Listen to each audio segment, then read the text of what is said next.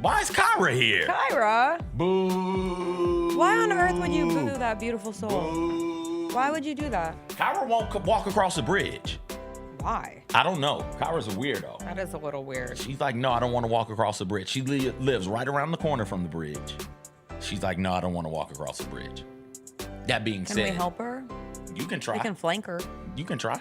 What you mean, flank her? Like one on each side to protect. Some people get worried about falling off. Okay. I know, it's irrational. Okay. I'm not saying fall it makes any sense. off the bridge? Yeah. And me on your outside shoulder is going to prevent you from falling off the bridge? I could like make you feel better. Okay, I don't understand that. If that's what we need to do, we can do it. I've been trying to get. I'm just looking for solutions. I'm a solution-oriented. Been trying to get Kyra to walk across the bridge, and then we no. can stop by and get cheesecake on the way back. But no, Kyra's like, I don't want to walk across the bridge. It's scary. Did you always get cheesecake? She ain't never walked across the bridge. You don't have to walk across the bridge. To get the Kyra cheesecake. has to walk across the bridge to get the cheesecake. Wow. That's how that's gonna go. What was the song today? March Madness by Future.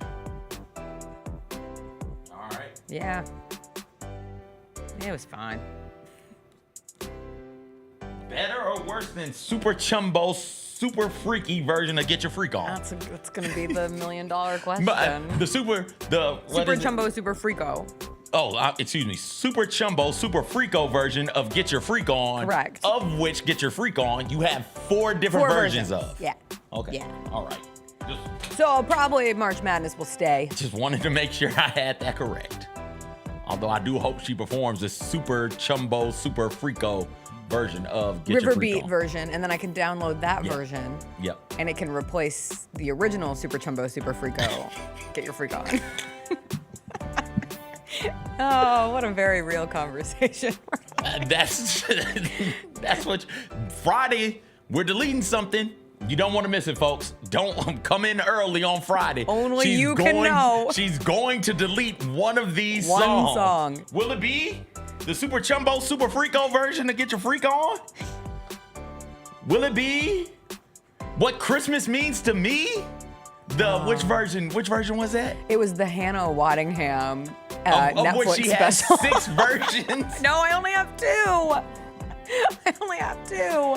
Will it be Way Too Sexy? Drake? Oh boy, those Drake stands in the comments. Ooh. Woo, buddy. What's up, everybody? It is Monday, February 24th. It is going to be a good day. Jessica Benson with you from the Grind City Media Studios in Memphis, Tennessee. CJ Hurt behind the glass. Coming up on today's show, the Grizzlies split their weekend, a win over the Magic, a loss to the Cavs on Sunday. We'll get into all the action and discussion from where the Grizz fall going into this week. 5 straight home games coming up for the team at FedEx Forum. Gary Parrish will join us about 40 minutes in. We'll catch up with him. The Memphis Tigers bounced back from their bad AAC loss with a big win over FAU. It was the M Club induction into the Hall of Fame. Had some cool moments from that. We'll get into it with GP. A new episode of White Lotus dropped last night, and my life is so much better when there is a Sunday show in it. CJ and I will talk about what we watched from this weekend, basketball, TV shows, all the above. We'll end with a little Hot Mess Express, one of the best baby races you ever will see. You'll see it right here. We'll get into it. It's a Monday. You know what we say. Woo. Woo. Sometimes I just think we should have stuck with Let's Go. Or Cowabunga? Oh, Cowabunga, that was a time.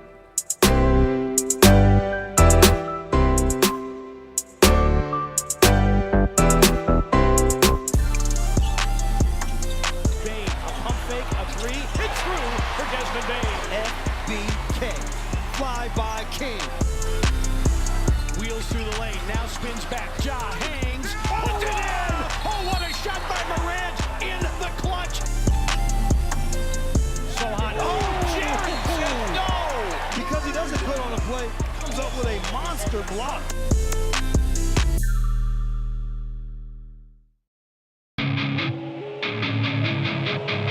Our fans have a huge impact on our ability to play to the level that we're striving for. Drop off, Morant, oh!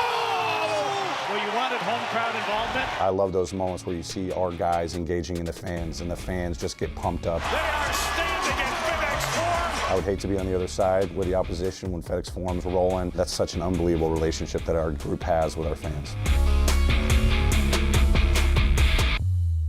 Kroger shoppers and Grizz fans, one exclusive last-minute discounted ticket deals texted straight to you during the Grizzlies 2024-2025 season. Sign up with the new Kroger Buzzer Beater deal. Fans can sign up by texting Grizz to 636-479 or visit your local Kroger store in the Delta Division and scan the QR code. By signing up, you agree to receive recurring automated promotional and personalized marketing text messages from the Memphis Grizzlies. Consent is not a condition of any purchase. Message frequency varies. Message and data rates may apply.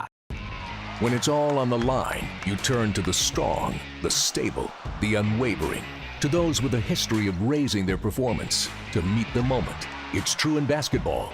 It's true in banking. Grizzlies checking from Pinnacle. Play hard. Bank easy. Open a Grizzlies checking account with at least $100 and a recurring direct deposit by August 31st. And you could receive a $200 direct deposit bonus into your account. Details at grizzliesbanking.com. Member FDIC. Shinedown.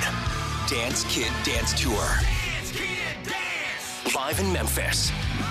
FedEx Forum Saturday, August 30th. With special guests, Bush and Morgan Wade. Get tickets now at livenation.com. Shinedown, live in concert. For more, visit shinedown.com. Grizzlies fans, dunks, dimes, and no-looks are great on TV, but nothing compares to catching them IRL. And that starts with buying tickets at Ticketmaster, the official ticket marketplace of the Memphis Grizzlies and the NBA. Ticketmaster gets you to the game so you can catch every highlight in person. From seeing your favorite Grizzlies stars up close to hearing the squeak of the sneakers on the hardwood. Put that jersey collection to use and get tickets at Ticketmaster. There's no better brag than saying you saw it live. See you courtside, Memphis. 45-minute video on Tony Allen on YouTube. I just saw it yesterday. He managed to dominate the NBA for 14 years, despite missing one of basketball's most important skills. But here's the crazy thing. Why does that hurt your feelings? It didn't hurt my feelings. It's No. positive. He at least should have more of my highlights. The Chris Vernon Show, live on weekdays at noon on YouTube at Grind City Media and the official Grind City Media app.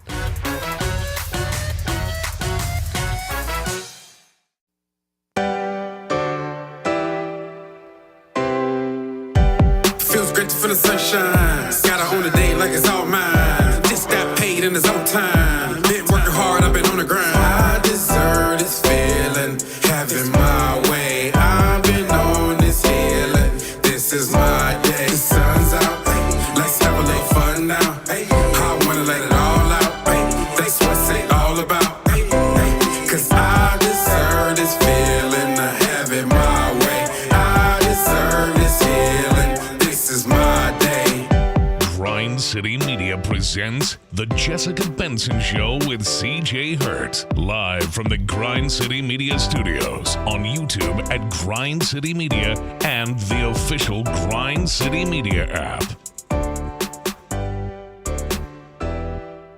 What's up, everybody? Happy Monday to you. I hope you had a wonderful weekend. The temperatures are going up in Memphis. It's going to be a beautiful couple of days as we get to the 60s, I believe, which will be nice because the Grizzlies are going to be home for a big stretch. 5 straight home games coming up for the Grizzlies. CJ, before we get into all the action of the weekend, how was your weekend? It was good. It was good. I told you I had made some meatballs, ate some meatball subs. We're talking animals in the chat. So. Oh, I know. But yeah, it was good. Question of the day, what animal do you think would be best at the NFL Combine? It is NFL Combine week, and your options are grizzly bear, stray cat, honey badger, or ostrich. What was your choice? I think stray cat. I said stray cat. They're super agile. Ostrich is a top 5 fastest land animal. I do believe it is the fastest biped. So that matters. Fastest what? Biped. Biped? Ped meaning one leg? Legs. 2 legs? Yes. Biped? Two-legged creature. Thank you. Sorry. You're welcome. Scientific brain, No always problem. needed, as always. Did not need much of a scientific brain over the weekend. Watched a ton of basketball. Yesterday was a great day in the NBA. It concluded for me with Grizzlies and Cavs, but of course the game following Grizzlies Cavs, the Thunder beat the Timberwolves 130-123. Grizzlies split the weekend 1-1. They beat the Magic in a real Uggo fest on Friday night. Obviously lost to the Cavs last night. Because it is freshest on the brain, let's start there, where I wasn't quite sure how to feel after the Grizzlies-Cavs game. I certainly didn't feel devastated or disturbed. It stinks that the Grizzlies lost, but it was a really fun, competitive game, had a playoff-like atmosphere here late in February. I found myself absolutely hating and despising Ty Jerome on a random Sunday in February, which was an unexpected way to end my weekend, but death by Ty Jerome is not the most fun thing in the world. Darius Garland was, of course, out for the Cavs yesterday. Ty Jerome didn't start. He kept coming off the bench. He's a legitimate Sixth Man of the Year candidate this season for the Cavs. One of the most improved players. There's other bigger, flashier names than him that will probably get it, but he really has taken a leap forward, and unfortunately the Grizzlies got to see that in the style of 26 points on 16 shots coming off the bench for Ty Jerome. For the Grizzlies, it was their third game in 4 nights. They have played 3 road games coming out of the All-Star break, and the biggest issue was second chance points, and it started that way. They gave up 10 offensive rebounds in the first quarter, which is not great. Also not good. Ultimately giving up 31 second chance points. I think that's bad. I think that's questionable. And for a matchup, and when you have matchups like those, every possession matters. And you want more. You want to be able to take more shots. You want more possessions than the team on the other side, one of the best teams in the NBA, the best team record-wise in the NBA this season. And the Grizzlies just kept being like, here, take it. Take another shot. We played really great defense the first time around. The first time. We just want you to go again. Played really good defense the second time also. In the third, there were possessions where they gave up 4 or 5 shots. Oh, my goodness. You're not going to beat good teams doing that. No. You're not. You said it, like 30-plus second chance points. Right. That's where the game. That's the story of the game. And this has been, I don't think it's been as big of an issue this season, but it's been something people have pointed to and said, hey, this is going to be an issue when you play more physical teams. This is going to be an issue when you play better teams. It's going to be how well do you rebound. At the start of the season, it looked like they were going to be okay on that front. But here recently, they've just been allowing dudes to get look after look, chance after chance, because they don't get the ball. Rebounding is about more than just where you are on the court and boxing out. There's a want-to there also, and I don't know what the issue is with this Grizzlies team. They just cannot come up with a ball right now off of a rebound. There was one that was so bad. I think it was the 10th of the first quarter, and it was Sam Merrill, who was surrounded by 5 Grizzlies, and he just gets the easiest middle of the paint floater, and no one's contesting the floater either. It's just There are times when people are taking open shots, wide open, and the Grizzlies still don't come down with the rebound, and that's baffling to me. But you get to half, and they gave up 15 offensive rebounds in the first half overall, and they're only down 6. And then you get through a third quarter where, I don't know if you know, Jaren Jackson Jr. fouled out in the third quarter. Not really. He just picked up his 4th like a minute and a half in and then proceeded to sit the rest of the way. And Desmond Bane was having a tough game. He had 7 points at that point, and they're only down 5 going into the 4th. And then ultimately you're looking at the end, and they cut it to 3, and they cannot make a 3 of their own to save their lives. So many open, good looks that just didn't fall. That's where I started to think maybe the exhaustion of 3 games in 4 nights. No excuse, just explanatory. Or you're just having a night where those shots that fell earlier aren't falling this time around. It was on the basket that the Cavs struggled significantly. If your name was not Donovan Mitchell shooting from 3 in the first half, so maybe the rims were off last night. But they had every opportunity, and Jaren misses a pair of free throws. Unfortunately, that's 2 games in a row where you had missed free throws. You got out of the Magic game with a win, even though Santi missed those 2 down the stretch. But Jaren misses those 2, and the Cavs are able to go away with it. Ultimately, the Cavs are a really flippin' good team.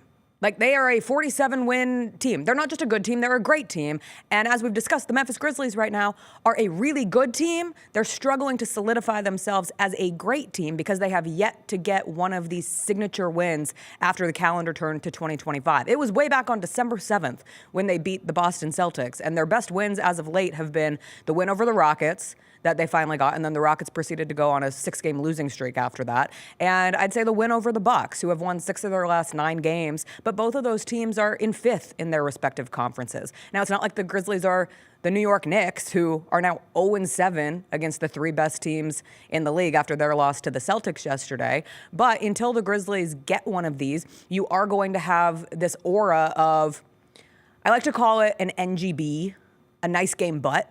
When I was in sorority rush, this is a peel back of the gross curtain of college sororities, but we would dub girls during the rush process. It's like NGBs, nice girls but. It just meant they're really nice girls, just not right for this house. And when you are watching the Grizzlies play the Cavs, it is the epitome of an NGB. It's a very nice game, but they lost. And we don't do moral victory. So you don't have to sit here and be like, oh, the world is ending, the sky is falling, this team stinks, tear it all down, there's nothing at the end of the rainbow this year. But you also don't have to sit here and be happy about a loss. That's where I say, I'm never gonna feel happy about a loss. We're too far into the season. It's February. It's not October, it's not November, hell, it's not even January. This is where things can start to come together, but you do want to see one of these big games go the way of the team. And I get it, they didn't get blown out, and that's an improvement over some of these past matchups, like the game recently against the Thunder, but you still took an L. Yeah, if you lose, an L is an L. You know, you lose a close game 4 times in a 7-game series, you're out of the playoffs at that point. You've got to find a way to get over the hump, and be it the rebounds or the turnovers, it's the same thing, different game with this team right now. And that much is keeping them from being in the great conversation. They're good.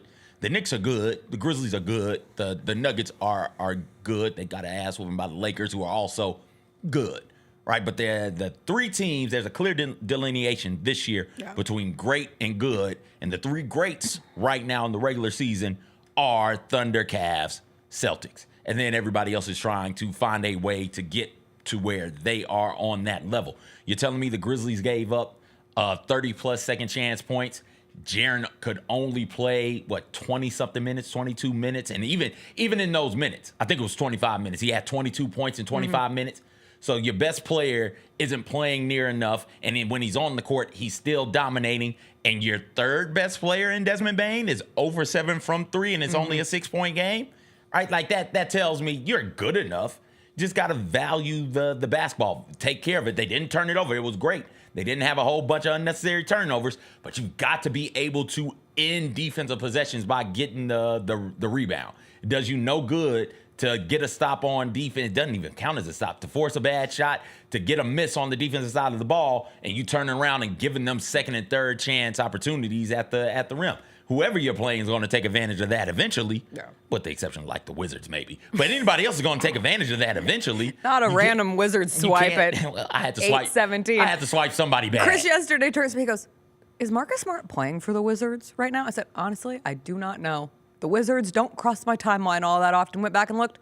He just played his first game with the Wizards, so has officially made his Wizards debut. But no, it's not the Wizards. And ultimately, Jaren, he gets such a soft whistle. That 4th foul call was just tough. But then also, I would have preferred for the challenge to be used on that foul call versus later when it was used on the completely non-consequential out-of-bounds play. And then when you got to the 4th and there was a consequential out-of-bounds play that I think the Cavs scored a 3 coming off of that, and I'm like, oh, it would have been great to have it in that time, or use it for the Jaren foul where he ends up not sitting for the entirety of the 3rd quarter. But ultimately, good effort, not enough. I really enjoyed watching Ja play last night, especially at the beginning of the game. He was responsible for scoring or assisting on 10 of their first 12 points. He ends with 22 or 21 on 13 shots. We'll get into a little bit more of Ja Morant's play from last night's game, plus the Grizzlies' win over the Magic on Friday night when we come back.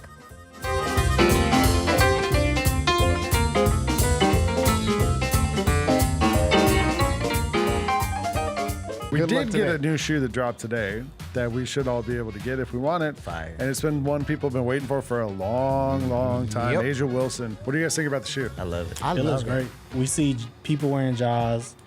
We see a lot of people wearing the GT line, but then also we see a lot of NBA players wearing the Sabrinas. Sabrina, yeah. I bet you there's going to be a lot of NBA players wearing that. I agree with you on that. Oh, yeah. The Sneak Fest Show, live Tuesdays at 2 p.m. on Grind City Media on X, YouTube, and the official Grind City Media mobile app.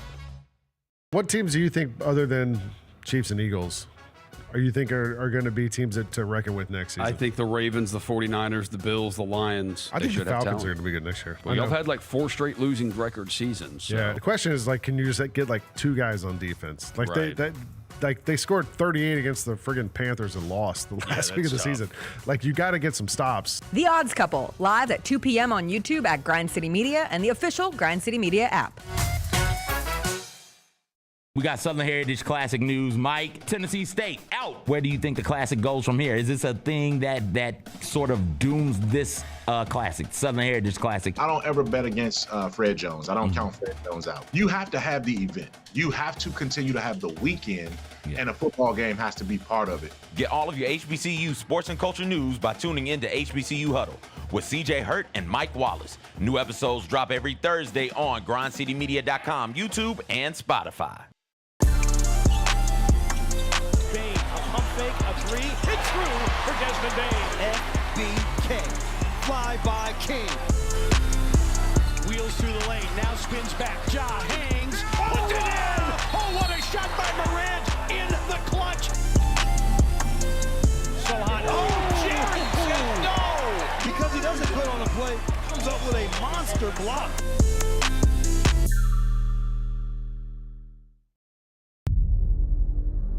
Can't wait. It's time to get it popping. It's gonna be crazy. The fans are gonna be loud. We need just energy. Back to Jared for the flush! We're gonna need, the form rocking. We're gonna need, everybody in Memphis to be out there to come to support. When the fans are good, we're good. Simple as that. A Bane 3, yes sir!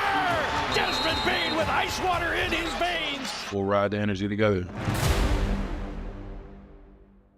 Kroger shoppers and Grizz fans, one exclusive last-minute discounted ticket deals takes it straight to you during the Grizzlies 2024-2025 season. Sign up with the new Kroger Buzzer Beater deal. Fans can sign up by texting Grizz to 636-479 or visit your local Kroger store in the Delta Division and scan the QR code. By signing up, you agree to receive recurring automated promotional and personalized marketing text messages from the Memphis Grizzlies. Consent is not a condition of any purchase. Message frequency varies. Message and data rates may apply.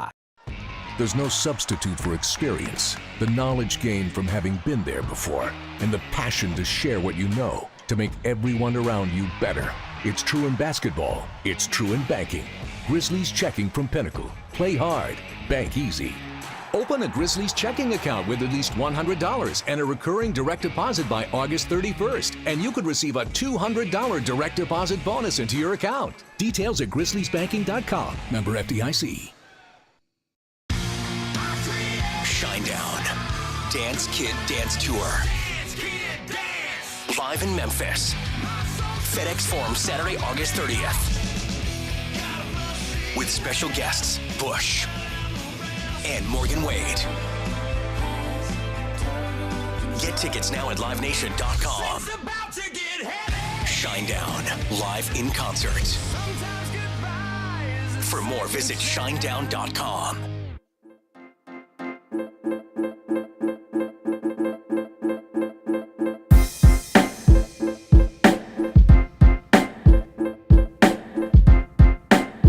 Welcome back. So with the loss last night to the Cavs, the Grizzlies 37-20 on the season. They are tied with the Denver Nuggets in second in the Western Conference, 9.5 games behind the Oklahoma City Thunder. And the Grizzlies now will not be a 40-20 team, a la the Phil Jackson contender rule. They are officially out of 40-20 territory. The Knicks also missed out on being a 40-20 team. If you missed it, it is Phil Jackson's belief that true contenders reach 40 wins before they reach 20 losses. And now the Grizzlies cannot do that because they lost their 20th game last night, which does feel perfectly indicative of where this team is at, to just barely miss 40-20 designation, right? Like, so close. And to miss it by losing to the Cleveland Cavaliers, who are the best team record-wise in the NBA and one of 3 teams, Cavs, Thunder, and Celtics, who have established themselves as the best of the contenders this season. Went into the break talking about Ja Morant. Loved the aggressive start from Ja. Did not love then him not playing, and I get the substitution patterns and the continuation of that. But yesterday was a game where I would have loved it to just be straight, like, balls to the wall, let's go out and win this basketball game, and watching the flow that he was in early. But what really stood out to me was maybe my favorite basketball highlight of the weekend was Ja Morant trying to contest Jared Allen, which went about as you would expect it to go with Ja Morant attempting to contest Jared Allen at the rim. Evan Mobley finds Jared Allen, and Ja jumps with him. Comes down hugging him. They laugh it out. One, you got to respect the attempt. Respect the attempt. Went for it. 2, he just looked like he was having fun. And like, I don't need to be on continuous Ja joy watch, but there were multiple times in the game yesterday where I was like, he's having fun playing basketball, and that is a wonderful thing to see. Now, he could have maybe gone up there with it, CJ. Did you think he had any chance at blocking that shot? No, what I think he had a chance of doing, and I think this was what he wanted to do, was be there to make Allen hold the ball a half second longer, because it's right at the end of the shot clock. Like, right as the dunk goes in, the shot clock horn goes off. So what I think he was trying to do was just get him to double pump it and maybe get a shot clock violation. And I think that's probably some of the embrace, like, I knew you were going to dunk on me, but I had to go up there and do something. No, and listen, man, you go out there, you're playing basketball. You don't give anybody anything. Go up there and contest. Exactly. You get dunked on, you get dunked on. Dust it off. They said on the broadcast, Jared Allen, they were talking about Jared Allen and Jaren for, defensive MVPs and that type of thing.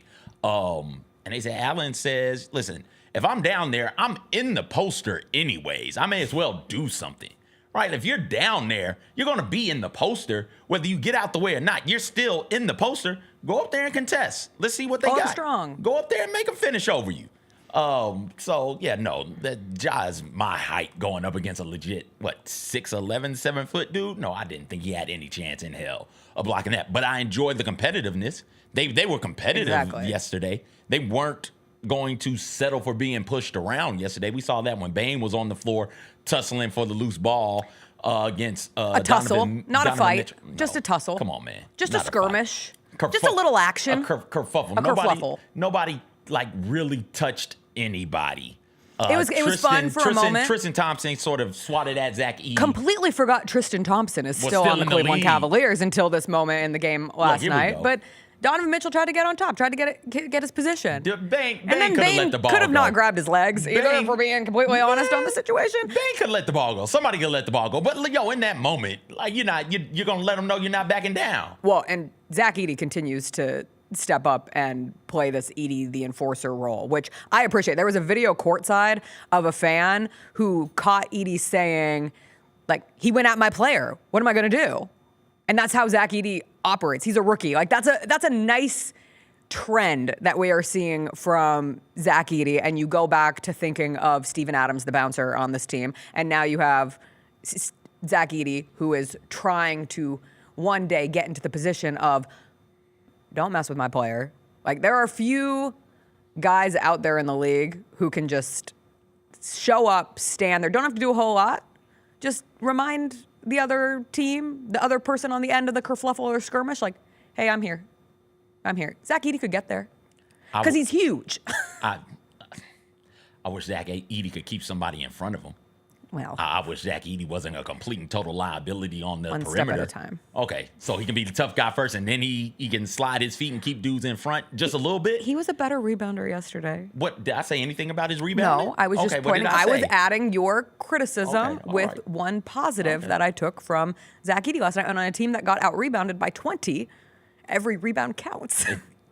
You need more rebounders out there. When you say he was a better rebounder, you mean he's grabbing offensively? Yes. Okay. Yeah, well, no one can get a defensive rebound, please. Nobody was getting a defensive rebound. Let's not be crazy. That's the issue. The Grizzlies are pretty good getting offensive rebounds. They're just atrocious at in moments. Only in moments also. That's the weird thing about it.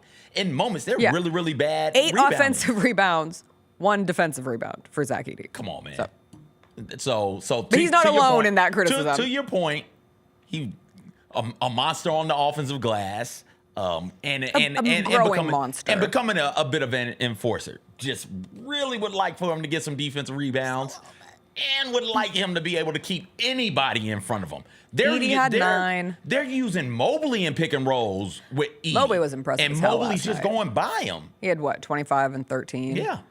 That's a good team. It's a good team. It is a very good team. The leap that they have taken, the chemistry that they have established, Hunter. they're a very good team. And they added DeAndre Hunter at the trade deadline. And we were watching the Cavs without Darius Garland last night. That's another piece. Darius Garland goes out there and says the Grizzlies should move to Nashville, and then sits out the Grizzlies game. Man, what a Come on. Brentwood Come on. comment. Back to Ja, because I did want to tie this into the win over the Orlando Magic on Friday. And we are sitting here this morning. The Grizzlies have yet to lose 3 games in a row this season. That is the sign of a good team. They have not found themselves in the position of a true losing streak this season. They almost were going to come into this Monday with us having to talk about a 3-game losing streak, because they went down 19 to the Magic, came back, won that game. God, was it an ugly, gross, in the mud Magic defense, sucking all the air right out of the Grizzlies offense. How are you going to win? A couple things. One, you were reminded that Ja Morant with the ball in his hands down the stretch of a clutch basketball game is a special thing to have. Like, that is reason maybe number 1 on why you appreciate having Ja Morant on this team. There are many reasons, but that's just one that was highlighted specifically in that game. The back down score that he had over Cole Anthony that I think made it a 1-point game. You just find yourself, how did he do it? Like, how does he do that? How does the ball end up in the basket when you watch that play develop? And Ja constantly has those moments. The other player who came up huge in that game was Brandon Clark. Like, just another reminder of why he is one of the most important players, one of the most underappreciated players on this roster. He doesn't start, but he is so critical. And what he gives you defensively in a game like that against the Magic, all that length, all that height, and the stop that he makes that ultimately led to Jaren getting the block down the stretch was perfect. I love that lineup of him, Jaren, was it Santi, Des, and Ja? I think there's something sincere there. Last night it was, instead of Santi at the 3, it was Vince back. No, yeah, it was Vince at the 3, Santi at the 4, and Jaren at the 5. There's something there to be mixed with. And as we go forward with rotations with this group, like, it's clear the 2 rookies are continuing to start, but the 2 rookies are not closing at this point in time. And I think that's an important designation when you look at minutes distribution. I don't know if they will eventually go away from Jalen Wells in the starting lineup or Zach Edey in the starting lineup, but for now they at least have something where, like, even in the game against the Cavs, Santi plays 29 off the bench. Kennard had a nice game off the bench last night too with 26, but Vince Williams Jr. plays 20, and then you categorize that with Jalen Wells, who played 22 minutes. Zach Edey played 24. I think that's your closing lineup. Which one? The one against the Magic or the Cavs? Ja, Bane, Santi, Clark, Jaren. I like that one. I think that's what Santi has shown an ability to not let dudes just catch the ball and go straight by him on the perimeter. So you stick him out there on somebody and you say, all right, let's go. Find a way to get the stops and get the rebounds that you need. It gives you a bit more length on the perimeter. On the perimeter also with Santi. And offensively, you're tough. You're tough to stop at that point. Jaren is a walking mismatch in and of himself. Santi is having, while he probably won't win 6-man or most improved player of the year, he will be in those conversations. He's having that type of a season. And then you throw into it what Desmond Bane is typically capable of doing from 3. You create enough space for Ja Morant late in games to say, all right, Ja, you got all the space on the court. They can't help off of 3 of these other dudes. Go do your thing.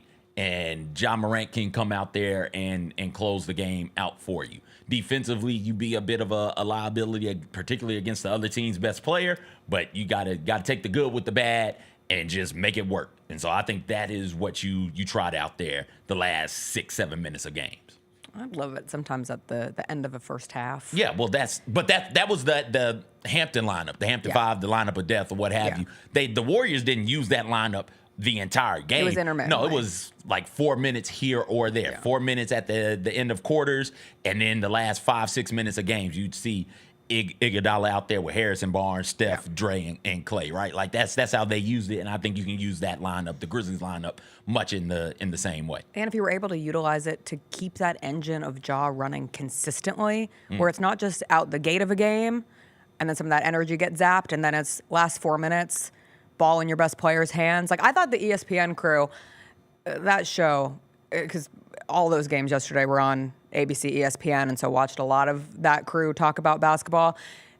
Not always well, not always in a way that I kept it on and didn't mute my TV or go do something else in the other room. But in terms of nailing it with like where the Grizzlies are at with this new, it's not new anymore, but the offense of this season and how Ja is, he's a cog in the system. But he's a superstar, and he can go out and make plays. And on the flip side, in a game like yesterday with the Cavs, like Donovan Mitchell's hotter than hell in the first half, and they just keep feeding Donovan Mitchell and allowing him to go to work and cook. Would love to see more of an opportunity for Ja to have that throughout the game, not just in spurts, because that's when he is at his very best. Did want to point out that Desmond Bane is on a generational run of screen grabs at the moment. He added 2 to his repertoire over the weekend. 2 came from that Orlando Magic game. Maybe my favorite of the year, Desmond Bane and Mickey Mouse. Just 2 guys on the court. And Desmond Bane standing behind Mickey Mouse saying, "Why are you here?" Which is also what I was saying because the timeout break got all messed up and Mickey came onto the court and then Mickey looked completely dejected. I don't know when we made mascots be able to have such like notable facial expressions because that smile is stuck on there. But I swear, Mickey looked dejected as ever. Mickey blinks. This Mickey blinks. Well, he looked sad or mad or both. So he is a blinking Mickey. And that happened. Also in that game was the timeout where the still shot is taken of Desmond Bane saying something in a timeout. We would find out later that they were deciding if they were or weren't going to call a timeout. And I think Desmond Bane has some ghosts of games past this season, particularly the one here at FedEx Forum where he hit a 3 and Taylor Jenkins had called a timeout. But all of the faces of Jenkins, the players in this screen grab, it's a piece of art. Like Luke Kennard is going through it in the left corner. Brandon Clark, eyes wide, mouth open, jaw looking at Dez like, what are you saying? Taylor yelling, Jay Huff with the arms crossed, Jalen Wells' head is down. You even have Bagley in the back, just like, what am I doing here? It doesn't look as weird when you watch it in video form and when people have gone back, but when I saw this pop up, I was watching the Magic game on my phone at FedEx Forum while I was at the Jim Gaffigan comedy show here on Friday night. And so I saw that and I'm like, what did I just miss? Like, did something horrible happen? No, just a still shot taken in the midst of it. You add that to the Nick Richardson, Desmond Bane throwing the ball off his head from earlier this season, which is one of my absolute favorites because how does that happen? And Desmond Bane palming Chris Middleton's head. Which, if you had to rank them, maybe the palming of the head is actually my favorite. Palm 1, Mickey just 2, makes me laugh because it's a Mickey Mouse league. Hit palm 1, Mickey 2, ball off dude's face 3, and then the huddle 4. Because huddles, you don't got a lot of time, man. You got to say what you got to say, and you got to say it quickly. And so I'd imagine if we could just take still shots of every single photo, we'd find some stuff like that where people are looking rather concerned or rather intense or just outright goofy in the moment. So the huddle one was 4 for me, although it is a good one. What the hell? No context, Desmond Bane. What the hell is GG? Is it GG and Vince in the background of that huddle pick? What the hell are they doing? They're talking. Looks like they're cracking jokes back there. So yeah, it's a lot of good stuff in that huddle pick. And it is a GG and Vince. I'm not sure if it's GG and Vince. It looks like GG. GG's got the towel I think over it's his GG head. and Vince. Like, what are they doing? Well, that was like during the kerfluffle with Bane and Mitchell, like Santi and Jared Allen are just giggling off to the side. Like, we got to grab somebody, so let's grab each other. What are we going to do in this situation? Don't you go over there. I'm not going over there. All right, Grizzlies 1-1 coming out of the weekend. Their next game is tomorrow against the Phoenix Suns. Our next guest is Gary Parrish. He joins us every Monday, and he'll join us after a quick break.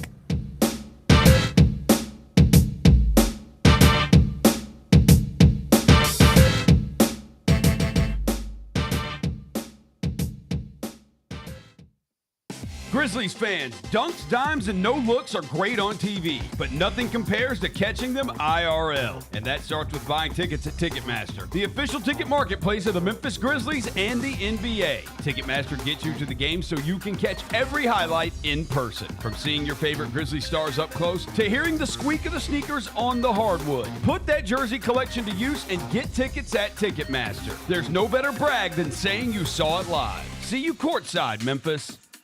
Grizz Nation gets set for tip-off 1 hour before every Grizzlies home game with the warm-up show. Get the latest news, notes, and analysis live from courtside at FedEx Forum. This team is doing everything that Taylor Jenkins and his coaching staff envisioned it could do. Join me, Lang Whitaker, along with Michael Wallace, Jessica Benson, and other personalities from Grind City Media, Memphis, and around the NBA. 1 hour before every home game, live at Grind City Media on X, YouTube, and the official Grind City Media mobile app.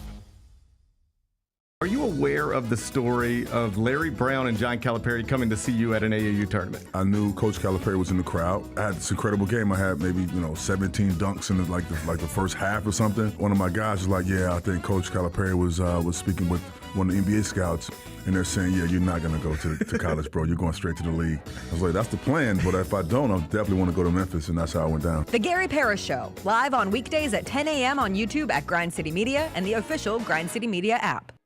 We touched on this earlier, the panel here, about what really has been the mainstay of the Grizzlies, and that's Jaren Jackson Jr. Trip has just been awesome. He's posting guys up. He's stronger than he's ever been. He's physical, and he's scoring all type of ways. Hey, Grizzlies fans, be sure to tune in to Grizz Beat, where the panel and I break down all things Grizzlies and take a look at the rest of the NBA as well. The show is live every Wednesday, 2 p.m. on YouTube at Grind City Media and the official Grind City Media app. They say main event Jey Uso was going to open the show. So they said they're starting to hear rumbles around the plaza level of Jey Uso. They're getting the crowd together to build up the main event Jey Uso entrance. Hey, 15,000 people together yeeting in unison, 5-star. They are yeeting together. Tune in to Grind City Wrestling weekly on the Grind City Media app and on the Grind City Media YouTube channel. Grizzlies fans know it's the team that gives you the edge. Big River Steel does too. And much like the Grizzlies have recruited legendary talent, we want you to be part of our team. Are you ready to be part of something legendary? Then visit www.bigriversteel.com. That's www.bigriversteel.com.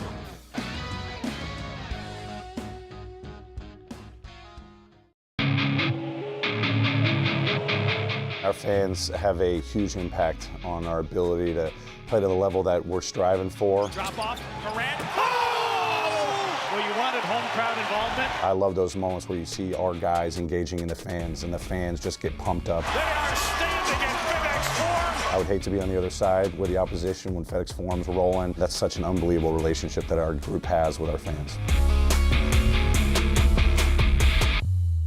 Kroger shoppers and Grizz fans, one exclusive last-minute discounted ticket deals texted straight to you during the Grizzlies 2024-2025 season. Sign up with the new Kroger Buzzer Beater deal. Fans can sign up by texting Grizz to 636-479 or visit your local Kroger store in the Delta Division and scan the QR code. By signing up, you agree to receive recurring automated promotional and personalized marketing text messages from the Memphis Grizzlies. Consent is not a condition of any purchase. Message frequency varies. Message and data rates may apply.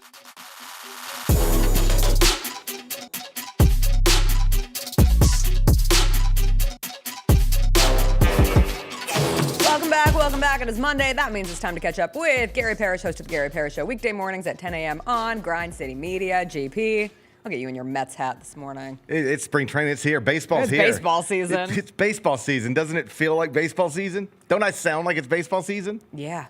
See? Yeah, I walked outside. It was 30 degrees this morning. I Why? said, you want to know what I wish I could do today? Go to a baseball game. I know. I am looking forward to going to baseball games, but not this early. It's cold. But not in Florida. They look warm in Florida. Yeah, just watch one highlight of Juan Soto and say, I watched a baseball game. Lead off home run, no big deal. Yeah, it's fine. No big deal. I'd have given him $1 billion if I had to. Billion. Looking forward to the summer. You should run government spending. Yes. It's Yeah, wild out there. Yeah, it's sure wild is. out there. The headlines are they nonstop these days. Well, the headline here in Memphis last night was the Grizzlies lost to the Cavs. And Yeah, I saw because that. you love to rate things on a scale of 1 to 7, I would like to know on a scale of 1 to 7, 7 being distraught, 1 being, it's just a game. How do you feel after watching the Grizzlies lose to the team with the best record in the NBA by 6 points last night? I'm going to call it a 3. Okay. But not like, because like practically speaking, how can you be distraught losing a competitive game on the road against the team with the best record in the NBA? I think that's a very rational take. I'm trying to be as rational as I can be. On the other hand, there is a big picture here, and the big picture is, okay, there's nothing wrong with losing a competitive game to Cleveland on the road, but why do you keep losing over and over again to the good teams? You know, if this were, and I started making this analogy last week, which means I'll probably be making it for, 3 or 4 months over and over again to the point where people get irritated by it. But like if this were a college basketball team, the way you would talk about them is you would— I know where you're going. You would say things like, okay, yeah, that's a nice record, but it's a lot of quad 3 wins and a lot of quad 4 wins. And look at the record in quadrant 1. That's not so great. You would talk about it as a resume that lacks substance. We don't really talk about NBA teams this way because in college basketball, you're trying to evaluate resumes to seed a tournament. In the NBA, we're just going to look at the records and go 1, 2, 3, 4, 5 down the line. So we don't typically have these conversations, but that is a narrative that has existed for a while, and frankly, at this point, is undeniable. I've got my own file now. They're 8-13 against the top 6 in the East and West, 29-7 against everybody else. In college basketball terms, if you were looking at a spreadsheet, a lot of quad 3 and quad 4 wins, and not much good stuff in quad 1. And you get into it where, sure, coming out of the weekend, you have a team like the Knicks, and everyone's ready to talk about, well, the Knicks, are they fraudulent? Yeah. Because they're 0-7 against these teams. You can't say that with the Grizzlies because the Grizzlies beat the Celtics back in December, and the Grizzlies got 1 win over the Denver Nuggets, who are right neck and neck with them in the standing. If you're looking at top 3 seeds of each conference, and you don't have to talk about the fact that the time they beat the Nuggets, Nikola Jokic didn't play, and it was at a different time in the season. That's how this works too, is a game in November can feel so vehemently different than games in February. Sure. I guess the issue I would have with that is that they have shown an ability to beat the Celtics, to beat the Nuggets, to beat a great team. But once you get to the playoffs, you're playing 7-game series, and just beating a great team ain't good enough. No. You got to beat them more than they beat you. Cannot be the one-off. You got to beat them more than they beat you. That's how you advance out of a 7-game series. We're going to play first 1 to 4. That means I got to beat you more than you beat me. And when they play good teams this year, the record is the record. They're not beating them more than they're getting beat. And I don't want to say it's a thing to panic about. It's not. The record is still 37-20. But it is something that when people point it out, I can't argue against it. I can't say you don't know what you're talking about. If somebody says, hey, GP, the Grizzlies have a great record and they might finish second in the West, but are you confident that they could actually win 7-game series against the other best teams in the West and East? And even if I said yes, I got to hope they don't come back with prove it to me, because I don't have a lot of data to support that they can consistently beat the good teams. At least they have not done it this season. They obviously didn't do it last season because of all of the injuries and the suspension. So, it is what it is. I want to be clear. Give me healthy John Morant, healthy Jaren Jackson Jr., healthy Desmond Bane. I'll go play anybody in a 7-game series. My point is that if I then follow that up with, and I think the Grizzlies will win it, if you ask me to prove it to you, it's hard to do. When we were sitting in your studio on Friday, wrapping up the week, we were talking a bit about John Morant. And at that point, there was this kind of growing, is he okay? Which I always hate doing. Like, I hate watching people's emotions. I am not here on emotion watch. And as somebody who has an eternal resting bee face, like, I am not one to ever be looking at somebody's face. Like, I just know that on nature. However, it did strike me, both from the end of the Magic game, where Ja helped take over and ultimately get what proved to be incredibly important win against the Magic on Friday. So you aren't dealing with a 3-game losing streak for the first time in the season. Mixed with various points of last night's game, it felt like a breakthrough was happening. Am I reaching there? No, I mean, he smiled. But are we being so stupid? Yes, but but this is what we do. Yeah. We watch John Morant and we say, man, he doesn't look like he's happy. And then we watch John Morant and we go, oh, it looks like he is happy. Yeah. Even as Jared Allen has put him on a poster, he looked happy. Which, by the way, I know that moment seems not controversial, but people have interpreted it different ways. I thought it was awesome. I loved it. I loved it. I laughed out loud. I laughed out loud, too. It looked like he threw him into the basket.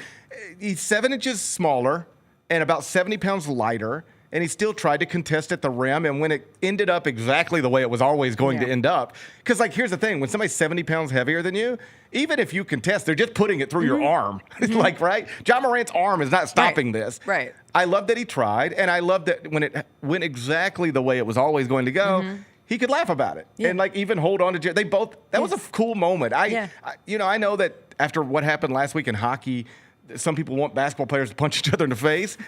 And when you're hugging and smiling, that's like maybe the opposite of that in a close game between two contenders. But I thought it was an awesome. I respected it. I loved it. I thought it was perfect. In between that, even like he threw down a dunk at the end of the game. Like I know they lost, but like he was kind of going back with the ref. He's like, "Watch this, Matt McClung." Yeah. Here's a little dunk on the way. There was the moment of like him gathering Jaren and Desmond Bane and having a little on-court team meeting, and Jalen Wells came into it. I don't know, just collectively. I felt good going into this next stretch. It looked better. And optically, it was an improvement. And that's all. Maybe that's all that it was just a visual. Right. But it looked better. I mean, perhaps all of that was like the couple, they've been fighting for 7 straight days, but when they walk into the party, they can put on the faces, right? I don't know. It looked better, though. It looked better than what I had been seeing. And I did think Kendrick Perkins had pregame some interesting comments about how Jaren, this is what he said, more or less. Jaren Jackson Jr. cannot be your best player in a 7-game series. It's got to be Ja Morant. And, of course, that gets posted, and you can go watch the debate unfold. I would take issue with speaking in absolutes about anything like that. Jaren Jackson Jr. can't be. Yes, he can. Of course he can. I'm not a historian, but I just got interested in that comment and started doing some little Google searches and very quickly found out that Cedric Maxwell was the MVP of the 1981 NBA Finals. That's 0-time All-Star Cedric Maxwell. Now, I don't remember the NBA Finals in 1981, but I'm assuming if he was MVP, he was probably the best player in that series. So it doesn't make any sense to me. You can say Jaren Jackson Jr. can't be the best player in a 7-game series when, according to Wikipedia, Cedric Maxwell was once the best player in the NBA Finals. All right? Yeah. Period, new paragraph. I get his point. I do think I would mix up the words a little bit, and I would say this.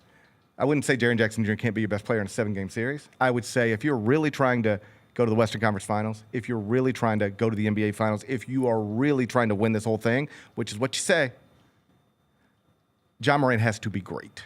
He has to be great. It doesn't mean that Jaren Jackson Jr. can't be your best player in any given 7-game series. Jaylen Brown was the Celtics' best player in the NBA Finals last year, even though if you'd have told somebody that 2 months earlier, they'd have said, no, it's probably got to be Jason Tatum. Jaren Jackson Jr. is good enough to be your best player in a 7-game series.